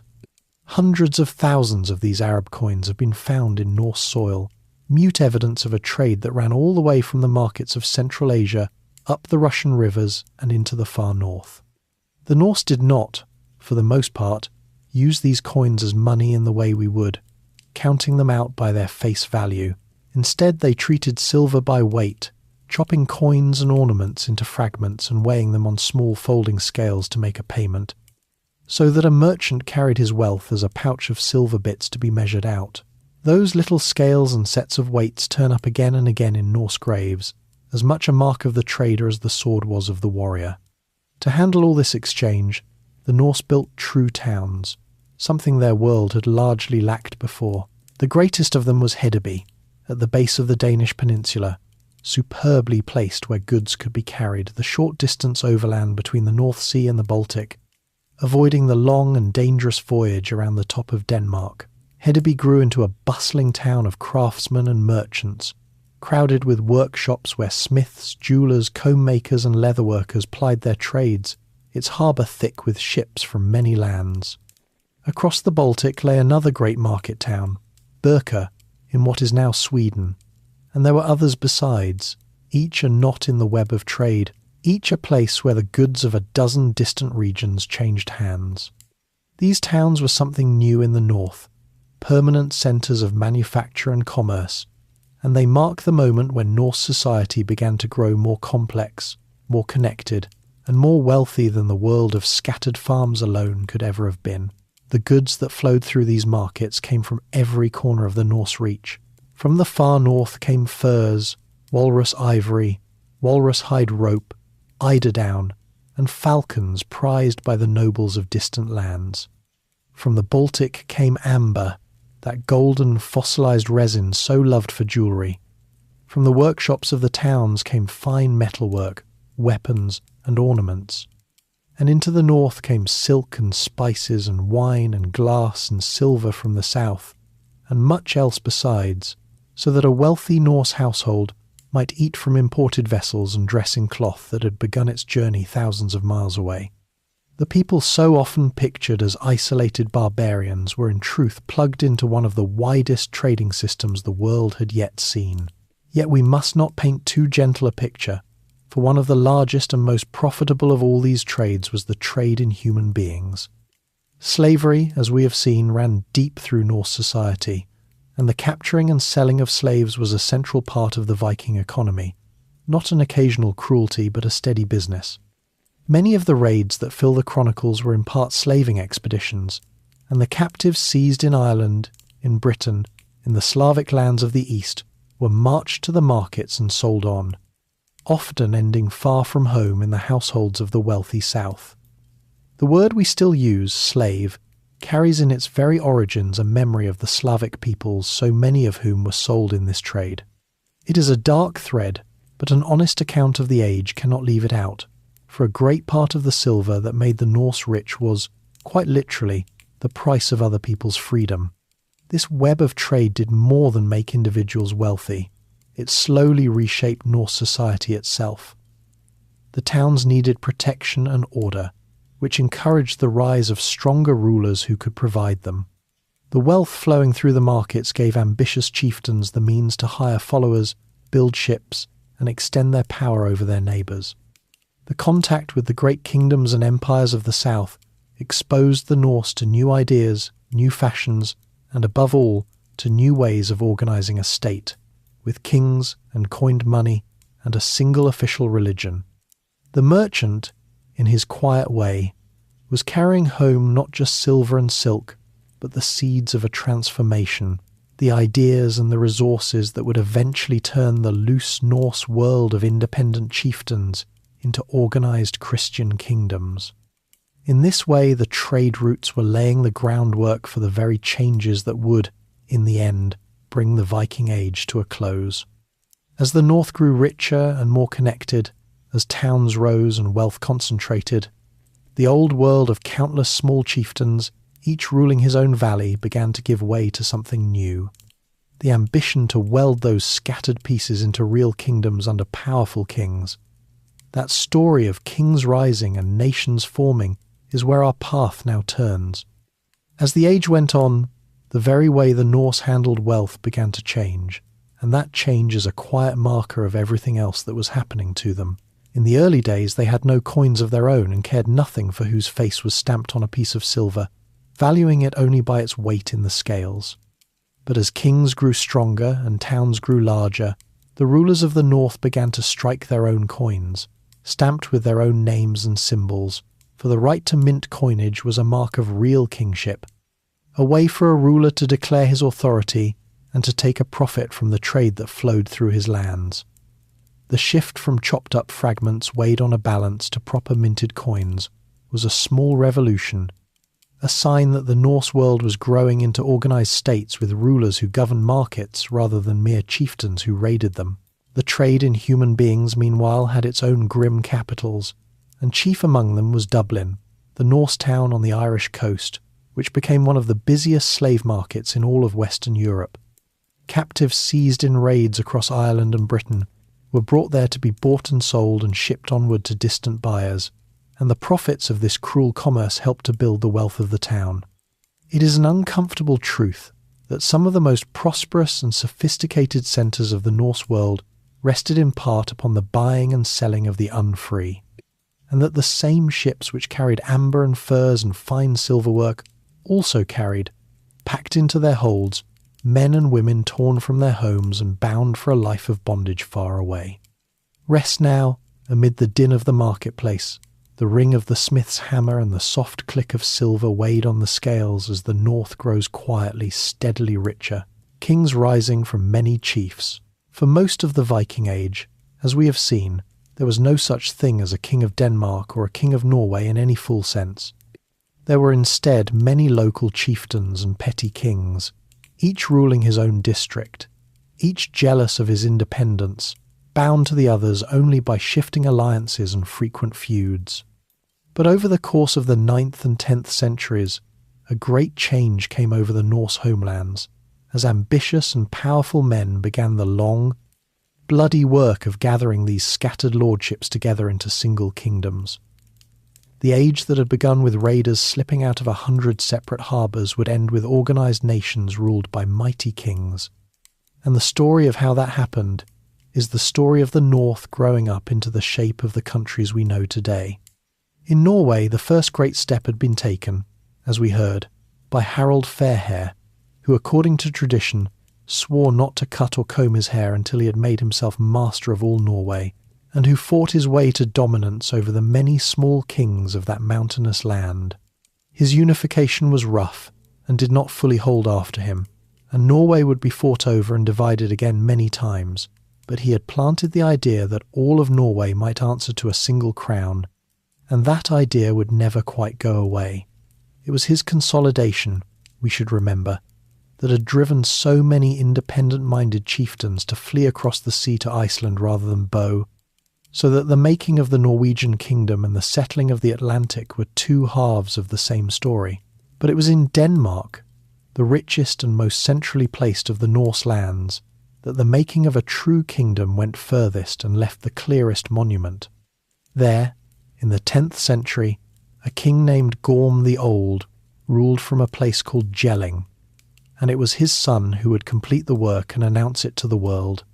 That son bore one of the most memorable names in all of history, Harald Bluetooth, so called, it is thought, for a dead or discoloured tooth.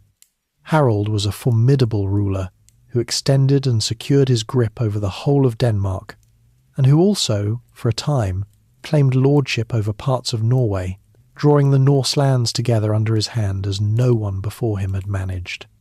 Under Harald, Denmark became something recognisable as a real state, with a king who could command labour and warriors across the whole country. The evidence of Harald's power still stands in the Danish earth, and it is astonishing. He was a great builder, and among his works were a series of ring fortresses, perfectly circular strongholds, laid out with such geometric precision that they could only have been raised by a ruler able to command and organise enormous numbers of men.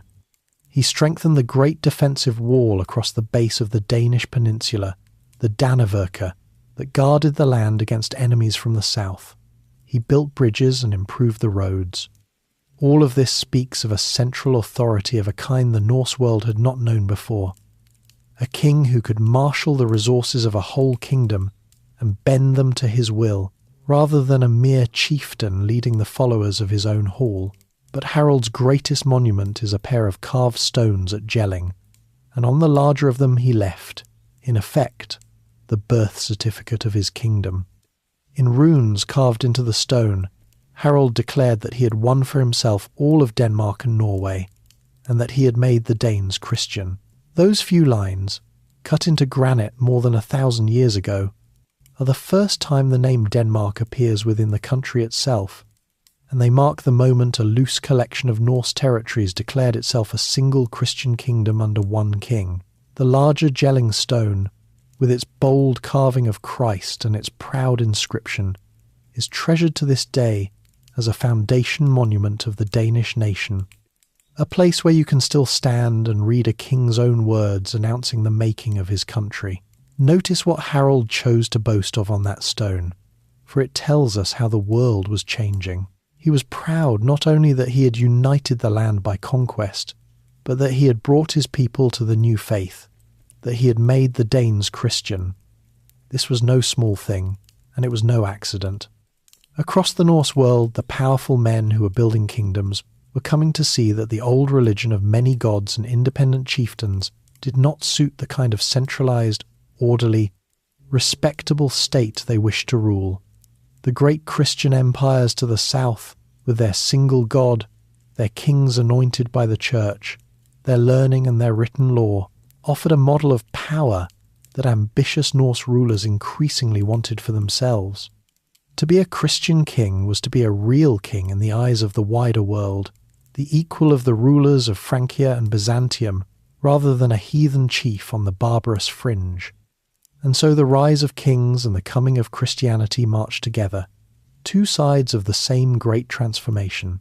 As the petty chieftains were gathered under mighty crowns, the many gods of the old religion were pushed aside in favour of the one God of the Christians, and the whole character of the Norse world began to shift from the wild independence of the raiding age toward the settled order of medieval Christian kingdoms. That turning to the cross, gradual in some places and violent in others, is one of the deepest changes of the whole age, and it deserves a closer look. Sweden, the third of the Norse lands, came together more slowly and along its own path. It was made up of several distinct peoples, chief among them the Svea around the Great Lake country and the Gotar to their south, and the welding of these into a single realm was a gradual and often obscure process that stretched on well past the time when Denmark and Norway had taken clear shape. Its first ruler, generally counted as a Christian king, came later than his southern neighbours, and for a long while the old religion held on stubbornly in the Swedish heartland, where a great heathen temple still drew worshippers when much of the rest of the north had already turned to the cross. The eastern trade we followed up the rivers had its roots here, and Sweden's face was always turned as much toward the Baltic and the lands beyond it as toward the west. The great ring fortresses that Harold and his successors raised in Denmark were more than mere monuments to royal pride. Laid out with astonishing precision, ringed by high earthen walls and divided within into neat quarters of long houses, they were barracks and assembly points, places where a king could gather, house, and drill large bodies of warriors. It is thought that some of them served as staging grounds for the renewed invasions of England that were soon to come, the mustering places where the fleets and armies of a Danish king were gathered before they sailed.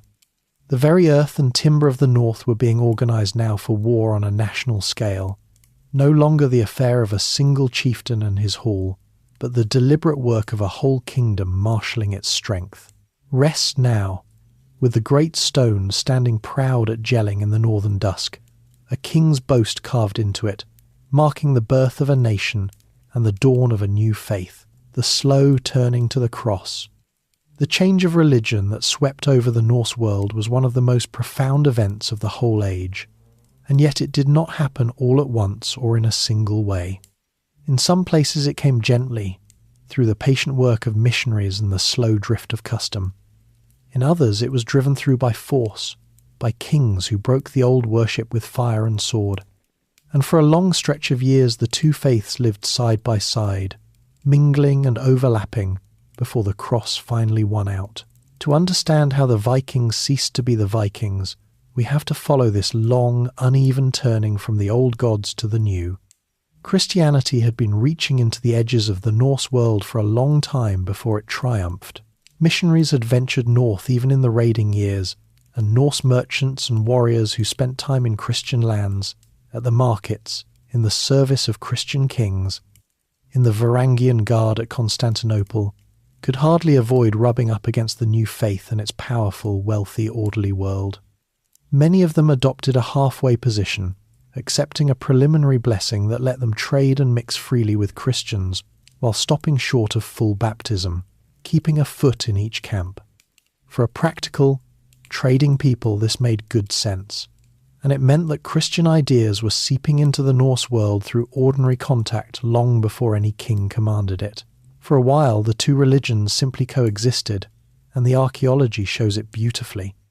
There survives a soapstone mould, made by some canny craftsman, cut to cast both the cross of Christ and the hammer of Thor, so that he could sell a holy symbol to a customer of either faith, or perhaps to one who wanted to be covered by both. People wore the little hammer of Thor as a protective charm even as the cross was spreading, sometimes hedging their bets by honouring the new god, without quite abandoning the old ones. Conversion, for ordinary people, was rarely a sudden lightning bolt of the soul. It was a gradual shift, in which the new god was at first simply added to the old ones as a powerful ally, and only slowly came to replace them altogether as the churches rose and the old shrines fell silent. Where the change came fastest was from the top down, driven by the ambitious kings we met in the last part of our story. We saw how Harold Bluetooth proudly proclaimed on his great stone at Jelling that he had made the Danes Christian, tying the new faith to the making of his kingdom. In Norway, the process was harsher. There, a king named Olaf Tryggvason, who had himself been a fierce Viking raider before his conversion, set about forcing Christianity on his people with ruthless energy, offering the chieftains a stark choice between accepting baptism and facing his wrath. He tore down the old shrines, punished those who clung to the old gods, and drove the new faith forward by will and violence rather than gentle persuasion.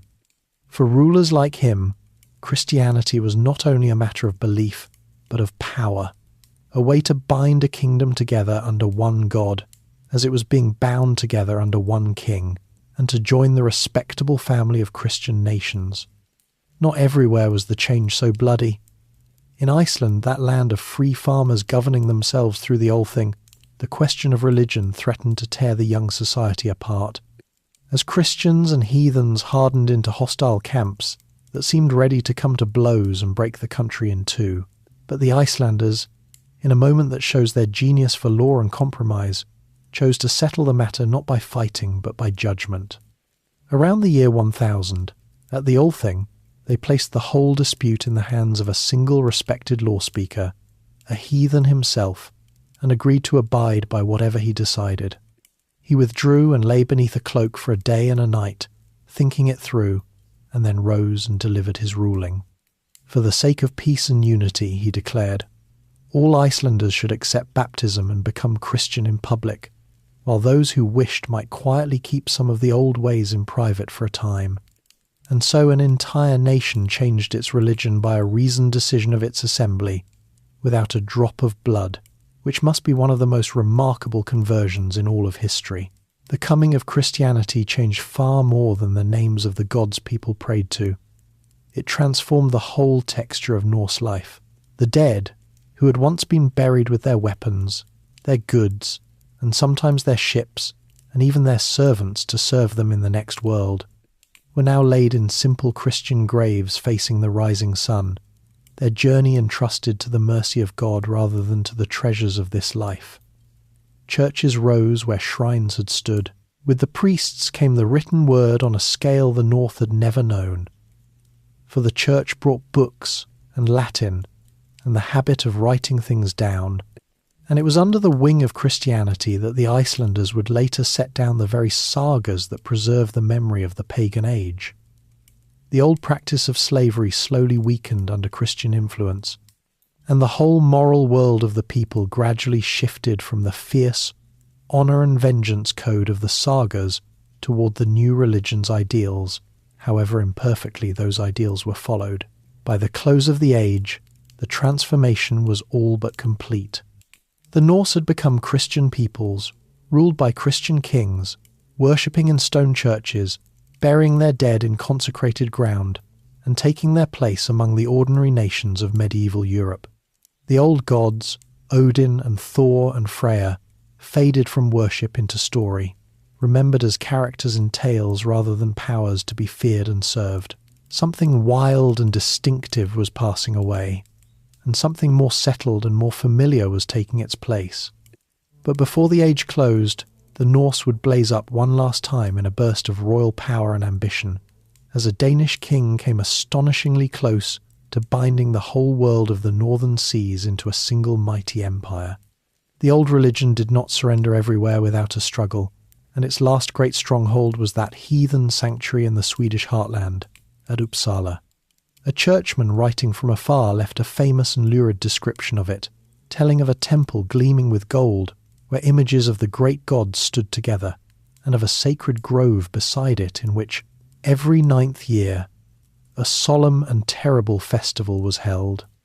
At this gathering, he wrote, the people offered sacrifices of animals and even of men, hanging the bodies in the trees of the grove as offerings to the gods, and folk came from across the land to take part. How much of this account is accurate, and how much is the horror of a Christian writer describing a faith he loathed, we cannot fully know, but it preserves the memory of a place where the old gods were still served in the grand old way, long after the cross had triumphed elsewhere. Such holdouts could not last forever. As the Christian kings extended their power and the new faith spread from the courts down through the people, the old temples were at last thrown down, the sacred groves were cut, and churches were raised on the very sites where the gods had once been honoured. The change was not always welcomed, and there were places where people clung quietly to the old ways for generations, folding a little of the ancient worship into their new Christian lives. But the great public religion of Odin and Thor, with its temples and its sacrifices and its festivals, faded from the world until it survived only in the memories and the tales that a later Christian generation would take up their pens to set down. Rests now, with the little hammer and the cross lying side by side in the craftsman's mould, as one age of belief gives way, slowly and quietly, to the next. Knut and the Empire of the Sea. Just when it might have seemed that the great days of Norse power were fading into the ordinary business of Christian kingship, the age rose to one final, dazzling height. In the early 11th century, a Danish king came to rule not only Denmark but England and Norway besides, holding together a great empire that ringed the northern seas, and for a brief and brilliant span the whole world around the North Sea answered to a single Norse crown. The man who achieved this was Knut, remembered as Knut the Great, and his reign is in many ways the crowning moment of the entire Viking Age, the point at which the descendants of the raiders sat upon the thrones of the very lands their grandfathers had plundered. The road to that empire ran through a renewed assault on England, for after the long peace that Alfred's descendants had built, a second great wave of Danish attacks had broken over the country. This time the English king was a weak and unlucky ruler, remembered by the cruel nickname Ethelred the Unready, a word that in its old sense meant not lazy but ill-advised, poorly counselled. Under him, England, though wealthy and well-organised, was poorly led against the renewed Danish onslaught, and again the English tried to buy off the raiders with enormous payments of silver, the Danegeld, which only proved how much there was to be had and drew the Danes back for more. In a moment of panic and cruelty, Ethelred ordered a massacre of Danes living in England, which enraged the Danish king and gave him every reason to seek revenge and conquest. That Danish king was Sweyn Forkbeard, Knut's father, and he pressed the attack on England with growing success until at last, near the end of his life, he drove Ethelred into exile and made himself king of England outright. Sweyn died very soon after his triumph, and the crown was contested for a time between his son Knut and the Old English royal line, in hard fighting up and down the country. But Knut prevailed. By the year 1016, after the death of Aethelred, and then of Aethelred's brave son, Cnut stood as the master of England, a young Danish prince ruling the ancient kingdom that Alfred had saved from the Norse little more than a century before. The wheel had come full circle. Cnut then inherited and secured the throne of Denmark as well, and in time he brought Norway under his sway too, so that this one man ruled a great arc of lands and seas, England, Denmark and Norway, together with claims and influence over parts of Sweden and the Scottish Isles. Historians call it the North Sea Empire, and it made Canute one of the most powerful rulers in all of Europe, a monarch whose friendship was courted by emperors and popes. He travelled to Rome, took his place among the great Christian kings of the continent, and won respect far beyond the northern world. The grandson of pagan raiders was now a Christian emperor of the seas, received with honour at the heart of Christendom. What is most striking about Cnut is that, having won England by the sword, he chose to rule it wisely and well, rather than as a foreign conqueror grinding down a defeated people. He kept the good old laws of the English, worked with their nobles and churchmen, and governed as an English king rather than a Danish overlord, so that England prospered under his firm and even-handed rule. He was a generous patron of the church, endowing monasteries and doing public penance for the violence of his rise, careful to present himself as a pious Christian monarch. He married Ethelred's widow, binding himself to the old royal house, and he gave England something it had badly lacked, a period of strong, stable, peaceful government. For all that he had come as an invader, Cnut proved one of the more capable and constructive kings that medieval England ever had. It is to Cnut that the most famous of all English royal legends attaches, the story of the king and the tide, and it is worth telling because it is so often misunderstood.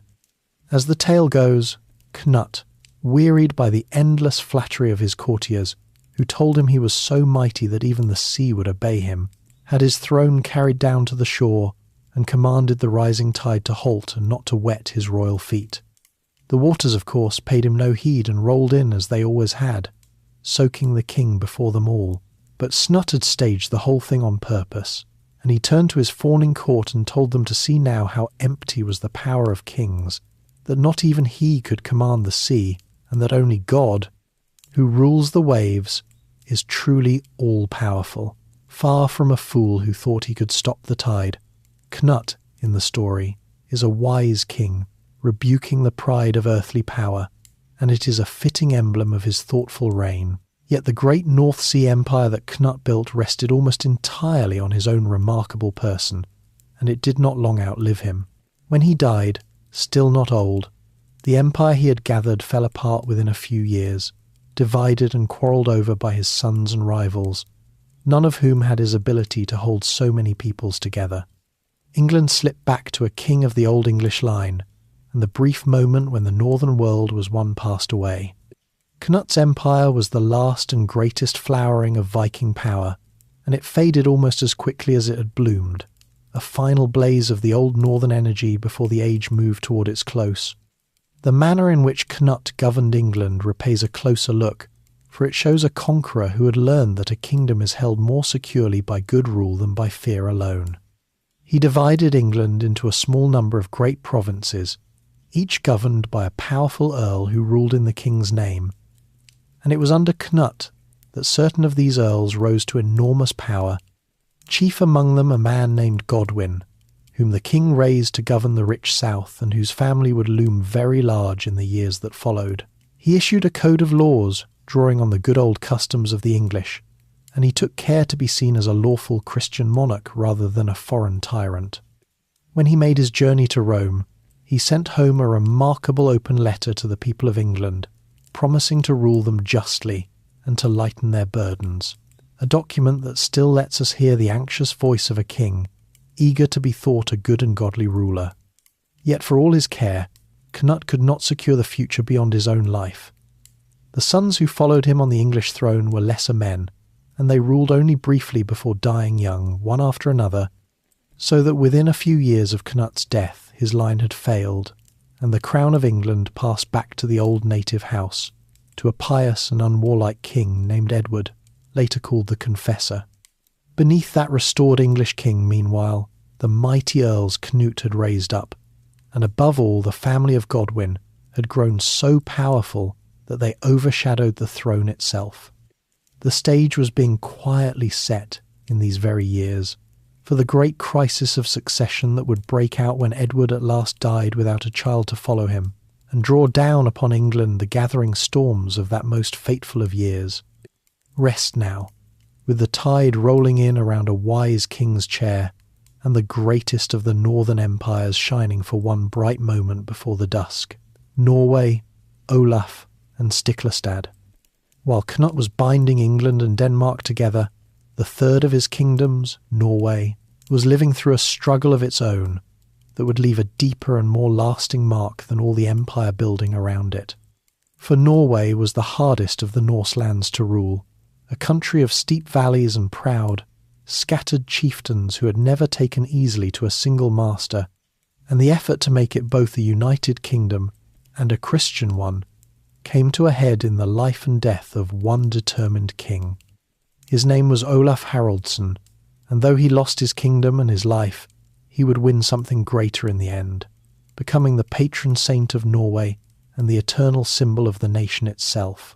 Olaf had begun, like so many of the men in this story, as a Viking raider, sailing and fighting far from home in his youth, and he had spent time in Christian lands and taken the new faith to heart. Returning to Norway, he set out to make himself king over the whole country and to complete its conversion to Christianity, pressing the new religion on his people with the same hard determination that other kings had shown. He tore down the old worship where he found it, and he pushed his royal authority into districts that had long governed themselves, and in doing both at once he made powerful enemies. The old chieftains resented his heavy hand, both for the new god he forced upon them and for the royal power he pressed down upon their ancient independence. And their resentment gave Canute, the mighty king of England and Denmark, his opening. For Knut wanted Norway too, and he was rich enough to buy what he could not simply seize. He worked upon the discontented Norwegian nobles with promises and with gifts of silver, turning them against their own king, until Olaf found the ground cut away beneath him.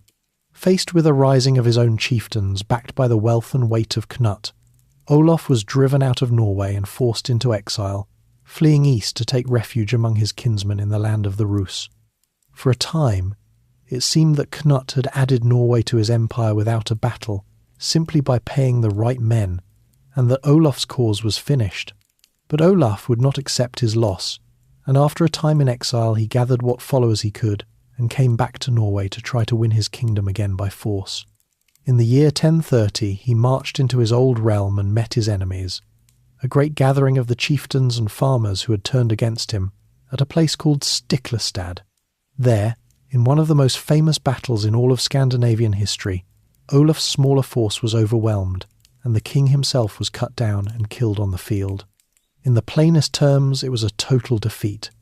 The king was dead, his rebellion crushed, his enemies triumphant, and Knute's grip on Norway seemingly secure. By every ordinary measure, Olaf had failed utterly, dying beaten on a battlefield in his own land. And yet something strange and powerful happened after Stiklestad, something that turned the dead and defeated king into a greater force than the living one had ever been. Stories began to spread that miracles attended Olaf's body, that the slain king's remains were found untouched by decay, that healings and wonders occurred at his grave. Very quickly, Olaf came to be venerated as a saint and a martyr, a holy king who had died for the Christian faith he had worked to plant in Norway. He was declared a saint.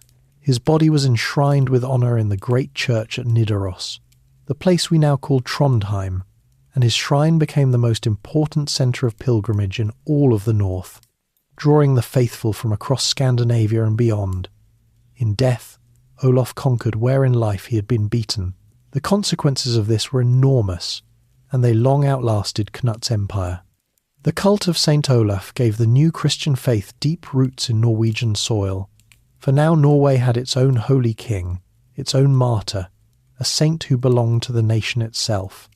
And around the memory of Olaf there gathered a sense of Norwegian identity and independence, a feeling that Norway was a real and God-favoured kingdom with a heavenly patron of its own, not merely a province to be bought and sold by foreign emperors. When Knut's empire fell to pieces after his death, it was under the banner of Olaf's memory, and with his young son restored to the throne, that Norway reclaimed its independence, and Saint Olaf became the everlasting symbol of the nation, its eternal king in heaven watching over the earthly kings who followed. So the battle that Olaf lost turned into the victory that made Norway, and a defeated raider king became a saint whose shrine drew pilgrims for centuries. It is one of the great ironies of the age that so much was decided not by who won the fight, but by what the fight came to mean afterward. With Norway Christian and conscious of itself, with Denmark a settled kingdom, with the old empire dissolving, the Viking world was very nearly finished with its long transformation. There remained only one last great convulsion, one final roll of the dice by one last great Norse king, and it would fall in a single fateful year that closed the age forever. The restoration of Olaf's line followed swiftly upon his death and the wonders reported at his grave. His young son, brought back from exile in the east, was set upon the throne of Norway by the very people who had risen against his father, for the memory of the saint had turned the nation's heart, and the boy came to be remembered as Magnus the Good. Under him and those who followed, Norway held to its independence and to the faith Olaf had died promoting, and the martyred king's shrine at Nidaros became the spiritual heart of the kingdom. In later centuries a great cathedral rose over the place where he lay, and pilgrims made their way to it from across the north along well-trodden roads, so that the memory of the fallen king drew the faithful for hundreds of years. Olaf came to hold a place in Norway unlike that of any ordinary ruler. He was named the Eternal King of Norway, a heavenly monarch who reigned forever above the earthly kings who came and went, and his emblem, the axe, was woven into the very arms of the realm, where it remains to this day. The laws and the church he had laboured to establish outlasted him by centuries, and the rough, hard-handed king who had been rejected and killed by his own people was transformed by his death and by the stories that gathered around it into the changeless symbol of the nation's faith and identity.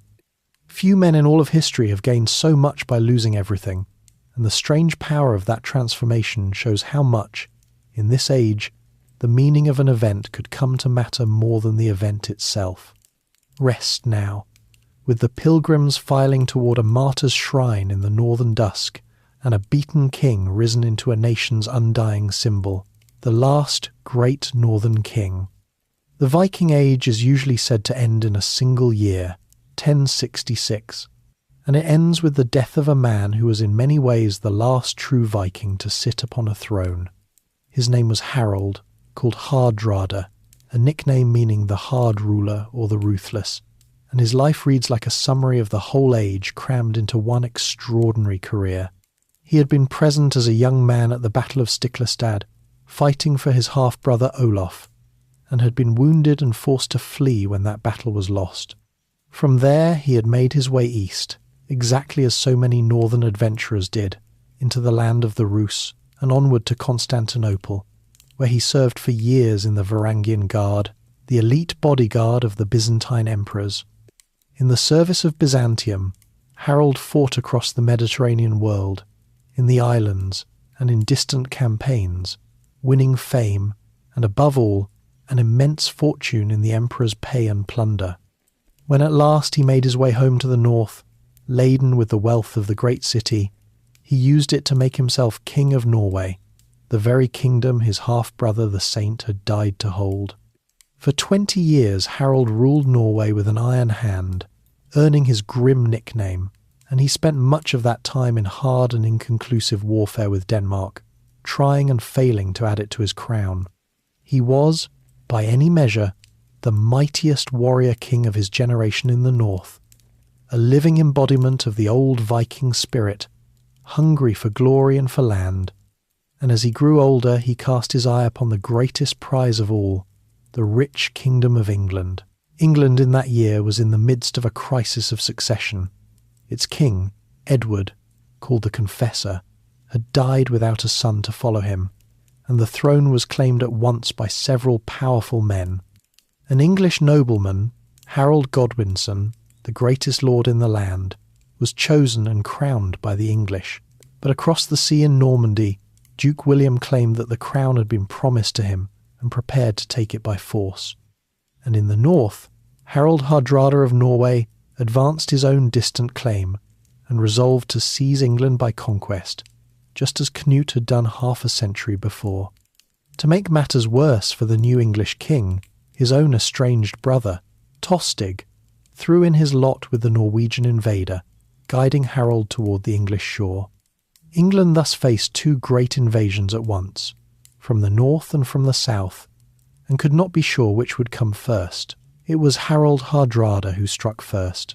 In the late summer of 1066 he sailed for England with a great fleet and a formidable army, landed in the north, and won a hard-fought victory over the local English forces at Fulford, near the city of York, which then submitted to him. It must have seemed that the days of the great heathen army had come again, that a mighty Norse king was about to carve out a kingdom in England as his predecessors had done. But Harold Godwinson, the English king, reacted with astonishing speed. Gathering his army, he marched it north at a tremendous pace, covering the long distance from the south of England in only a few days, and fell upon the Norwegians when they least expected it, at a place called Stamford Bridge, near York. The Norwegians were caught utterly off guard, so confident after their victory that many had left their heavy armour with the ships and were resting in the warm weather when the English host suddenly appeared. In the fierce battle that followed, Harald Hardrada, the last great Viking king, was struck in the throat by an arrow and killed, and his brother-in-arms Tostig fell as well, and the great Norwegian army was cut to pieces. Of the huge fleet that had come to conquer England, only a small remnant was needed to carry home the survivors, so complete was the destruction. There is a grim and famous story that before the battle, Harold Godwinson offered his rival Tostig peace and a share of the kingdom, and when Tostig asked what the Norwegian king Harold would receive, the English king answered that he would give him 7 feet of English ground, or as much more as he was taller than other men, since he was so tall. It was all the land in England that Harald Hardrada would win. Stamford Bridge was a total and crushing English victory, and it is traditionally taken to mark the very end of the Viking Age, the last time a great Norse king came to win an English throne by the sword and was thrown back into the sea. The age that had opened with Norse ships appearing off Lindisfarne closed with a Norse king dead on an English field, killed by an English army defending its own united kingdom. In that sense, the story had come to a fitting close. The raiders finally turned away for good by the strong nation that had risen out of the lands they once terrorized. And yet, in one of history's great twists of fate, Harold Godwinson's magnificent victory at Stamford Bridge became the seed of his own ruin. For no sooner had he destroyed the Norwegian threat in the north than word came that the other invader, Duke William of Normandy, had landed in the south. Harold's army, exhausted and bloodied from the hard fight and the long marches, had to turn around at once and race the whole length of England again to meet this new enemy. Just 19 days after his triumph over the Norwegians, Harold met William at Hastings, and there, worn down and outmanoeuvred, the English king was defeated and killed, and England fell to the Normans. The 2 invasions of that single year had between them destroyed the old English kingdom. Harald Hardrada was in many ways the perfect figure to stand at the close of the age, for he embodied both its glory and its restlessness.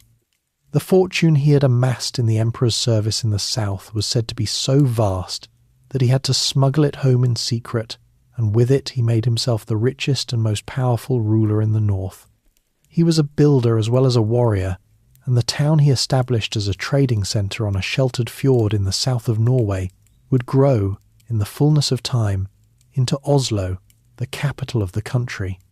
He was a hard man and a proud one, and the long, fruitless years he had spent battering against Denmark left him hungry for a greater prize when the crisis in England opened before him. There is a fine detail the sagas preserve about his final battle, whether or not it is strictly true. It is said that as the fight at Stamford Bridge began to turn against him, Harold, caught up in the old warrior spirit, composed a verse of poetry on the spot, for even at the edge of death, a great man of the North was expected to meet his fate with a well-turned line and an unshaken face. He fought on foot in the thick of the press until the arrow found his throat, and with him died not only a king but a whole way of being in the world, the wandering warrior who won kingdoms with his sword and treasure in far-off lands and met his end with a poem on his lips. When he fell, the last of the great Viking kings fell with him, and the age of such men was finished. Rest now, with the arrow finding the last great northern king at Stamford Bridge, and the whole shape of history turning upon a few short weeks of that fateful autumn. The Northman who became someone else. It is one of the deepest ironies of the whole story that the men who conquered England in that fateful year, the Normans under Duke William, were themselves, in origin, Vikings. The very word Norman is worn down from Northman, and the people of Normandy were descended from Norse raiders who had settled in northern France more than a century and a half before. So the final blow that ended Anglo-Saxon England was struck not by the English against the Norse, but by one branch of the Norse against the kingdom that had beaten the others. A last echo of the Viking Age delivered by the descendants of Vikings who no longer even thought of themselves as such. To understand this, we have to look at what became of the Norse in the lands where they settled, for their most lasting mark on the world was not made by raiding but by blending in. The story of Normandy is the clearest example. Generations earlier, a band of Norse raiders led by a chieftain the Franks called Rollo had seized a stretch of land around the mouth of the River Seine and could not be dislodged. Rather than fight an endless and hopeless war against them, the king of the Franks had struck a bargain, granting Rollo and his followers the land they held in return for their loyalty, their defence of the coast against other raiders, and their acceptance of Christianity. The Norsemen took the deal, and over the following generations something remarkable happened to them. They adopted the French language, the Christian faith and the customs of the land, married into the local population, and transformed themselves from Norse pirates into French-speaking Christian lords. Within a few generations these Northmen had become the Normans, and their duchy grew into one of the most dynamic and aggressive powers in all of Europe, its restless energy, perhaps a lingering inheritance from their Viking forebears, carrying them to conquests in England, in southern Italy, in Sicily, and far beyond. The same pattern of blending in played out wherever the Norse settled among other peoples. In the east, as we have seen, the Rus who had come as a Norse ruling elite gradually merged into the far more numerous Slavic population they governed, taking up the Slavic tongue and ways until the Norse origin of their princes became little more than a memory preserved in old chronicles, and out of that blending grew the beginnings of the Russian state. In Ireland, the Norse who had founded Dublin and the other coastal towns intermarried with the Irish, took up much of their culture, and were gradually absorbed, leaving their towns and their trade behind as their lasting gift. In the islands and coasts of Scotland, in the Isle of Man, in parts of Wales, Norse settlers likewise mingled with the local peoples over the generations, leaving behind their blood, their place names, and countless words, but ceasing in time to be a people apart. Even in England itself, where the Norse of the Danelaw had settled so thickly, the same quiet absorption took place. The Danish and Norwegian settlers who had come to farm the north and east of England were, over the generations, woven into the fabric of English life. They and their descendants became simply part of the English population, their Norse speech blending into the English language and enriching it enormously, their laws and customs mixing with the English ones. So thoroughly did they merge that by the time of the Norman conquest, the descendants of the Danelaw settlers were counted among the English, standing with them against new invaders. The sharp line between Norse and English that Alfred had drawn had blurred and dissolved into a single people. This capacity to settle down and become part of the peoples they had once raided is, in the long run, perhaps the most important thing about the Vikings, more important even than their raids and their voyages. They were not only destroyers.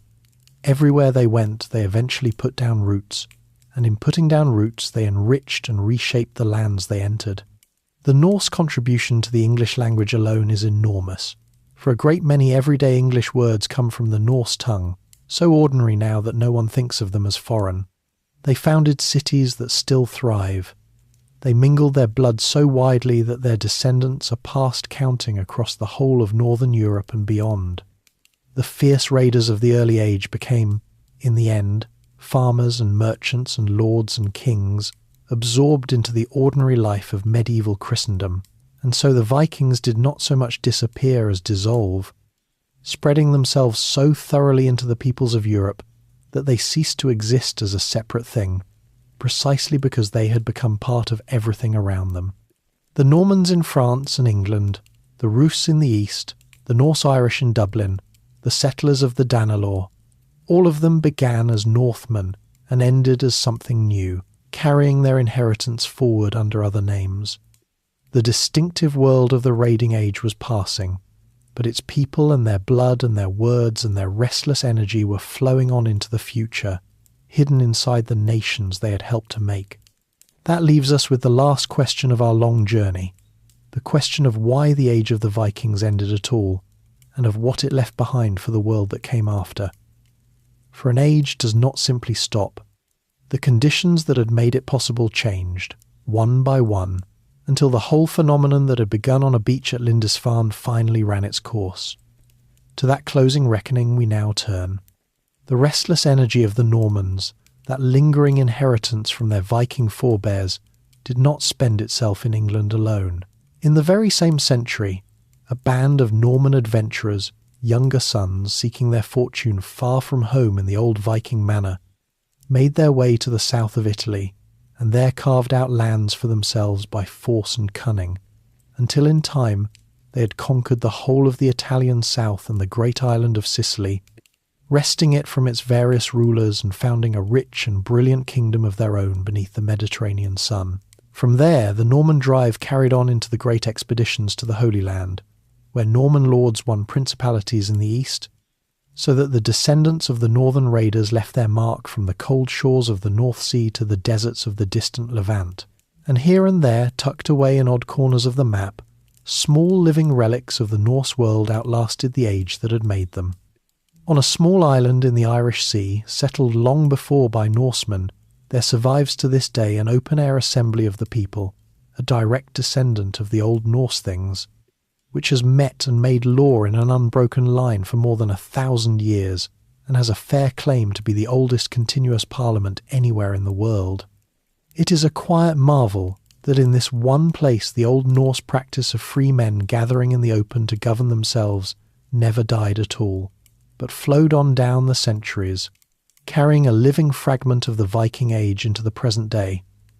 The raiders vanished, but not everything they brought with them vanished too. Rest now, with the Northmen quietly becoming Normans and Russians and Englishmen, and the sharp edges of the raiding age softening into the ordinary life of a new Europe. Why the age ended and what remained? Why did it end?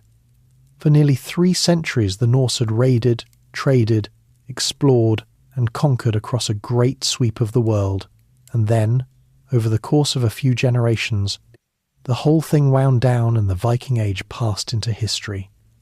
There was no single cause, no one battle or year that switched it off. Rather, the many conditions that had made the age possible all changed together, and as they changed, the tide of Norse expansion slowly ebbed until it ran dry. It is worth gathering up those reasons at the last, for in understanding why the age ended, we understand what it had been all along. Much of the change came from within the Norse world itself.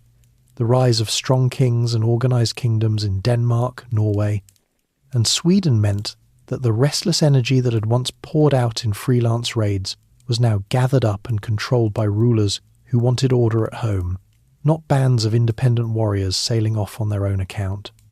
The coming of Christianity worked in the same direction, softening the old warrior culture of honour and plunder, teaching that raiding fellow Christians was a sin, and drawing the Norse into the shared moral world of Christian Europe.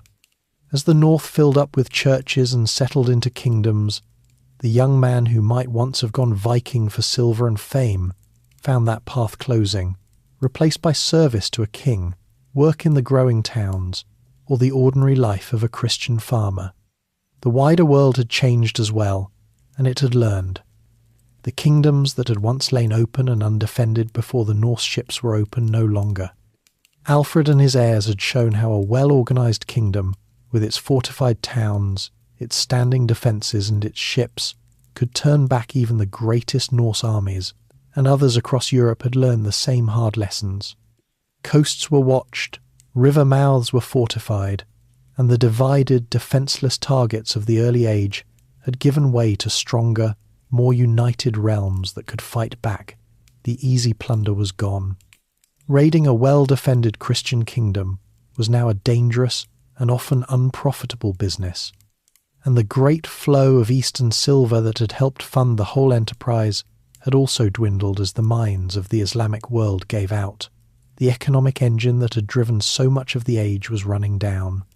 And so, quietly, the Viking Age came to its end, not with a final battle but with a slow fading, as the raiders became kings and farmers and merchants, as the pagan north became Christian, as the open world closed its coasts, and as the distinctive way of life that had defined 3 centuries dissolved into the ordinary history of medieval Europe. By the later 11th century and after, the Scandinavians were simply the peoples of 3 Christian kingdoms among the other kingdoms of the continent, no longer a terror on the seas but neighbours, trading partners, and fellow Christians. The wild and remarkable moment had passed, but what a great deal it left behind. The Norse had permanently reshaped the map of Europe, founding or growing cities from Dublin to Kiev, planting peoples and place names and words across a vast region, seeding the ruling houses of Normandy, England and Russia with their blood. They had settled Iceland and given the world the sagas, that incomparable treasure of literature and memory without which the whole age would be a near blank to us. They had reached Greenland and touched the shores of North America centuries before anyone else from Europe, one of the great feats of exploration in all of human history. They had carried goods and silver and ideas across a quarter of the world, knitting together lands that had never before been connected, from the markets of Baghdad to the fjords of Norway. And their blood runs on in a way no chronicle ever recorded, for the modern study of the deep ancestry of the peoples of Britain, Ireland, and much of northern Europe keeps turning up the quiet inheritance of those Norse settlers, present in the veins of millions who have never given the Vikings a single thought. The men and women who crossed the cold seas in those wooden ships left descendants beyond all counting, so that a great share of the people of the modern North carry some small thread of the Viking Age within them, a living legacy far older and far wider than any monument of carved stone. And they had left something less tangible but no less real, a spirit and a memory that has never quite let the world go. The image of the Vikings, the long ships and the fearless voyages, the gods and the sagas, the sheer boldness of a people who set out in open boats across unknown seas has fascinated every age since. Some of that image is myth, as we have seen, the horns and the mindless savagery invented by later imaginations. But beneath the myth lies something genuinely extraordinary, a people from a poor and frozen corner of the world who, for 3 centuries, threw themselves outward across the oceans with a daring that changed history, and who then settled down and became the ancestors of much of modern Europe. Their assemblies and their fierce love of freedom even left faint threads that some like to trace forward toward later ideas of self-government, though that is a long and uncertain line to draw. Some of the Norse legacy is so deeply woven into daily life that we use it without ever noticing. Consider the names of the days of the week, which in English still carry the memory of the old northern gods. The day we call Tuesday is named for the war god Tyr, Wednesday for Odin in his older form of Woden, Thursday for Thor, the god of thunder, and Friday for the goddess Frigg. Every week, without knowing it, we recite a little of the old northern religion, its gods surviving in the plainest words of our speech long after the temples fell silent. And beyond the days of the week, a great host of ordinary English words as common as sky and knife and egg, law and husband and window, came into the language from the tongue of the Norse settlers, so thoroughly at home now that they feel like the oldest English of all. The way we picture the Vikings today owes almost as much to later centuries as to the age itself. Long after the Norse had become peaceful Christian nations, a great wave of romantic fascination swept over their memory, as poets, painters, and composers rediscovered the sagas and the gods, and refashioned the raiders into figures of high drama and legend. Much of what the modern world imagines when it hears the word Viking was shaped in that later enthusiasm, a mixture of real history and grand invention, of true saga and added flourish. The living Norse would scarcely recognise some of the images that now bear their name. But beneath all the later dressing up, the real achievement remains, and it needs no exaggeration at all to astonish us. In the end, the Viking Age is a story of transformation, of a wild and expansive moment that rose out of the northern seas, blazed across the world for 300 years, and then settled quietly into the foundations of the Europe we know. The raiders who terrified the monks of Lindisfarne became, in time, the Christian kings and law-abiding farmers and city-dwelling merchants of ordinary medieval life. Their descendants scattered so widely that they can no longer be counted. The age ended, but its people never really disappeared. They simply became part of everyone who came after. And that, perhaps, is the truest ending of all, not a death, but a dissolving, as the great northern adventure poured itself out into the long, ongoing story of the world. The rise and fall of the Viking Age, from a beach in the northern mist to the founding of nations, has run its course, and our long journey through it is done. Well, if you are somehow still awake after all of that, I am glad you stayed with me to the end. There is another story waiting for you on the screen right now, if you would like to keep drifting along together a little longer. And if you enjoyed this quiet journey through the age of the Norsemen, it would mean a great deal if you would take a slow moment to like and subscribe, or leave a passing thought down in the comments before you go. But there is nothing left for you to do now but rest. Let your body grow heavy and still, let your breathing settle, and let the longships sail off into the dark. Close your eyes and go to sleep. Sweet dreams.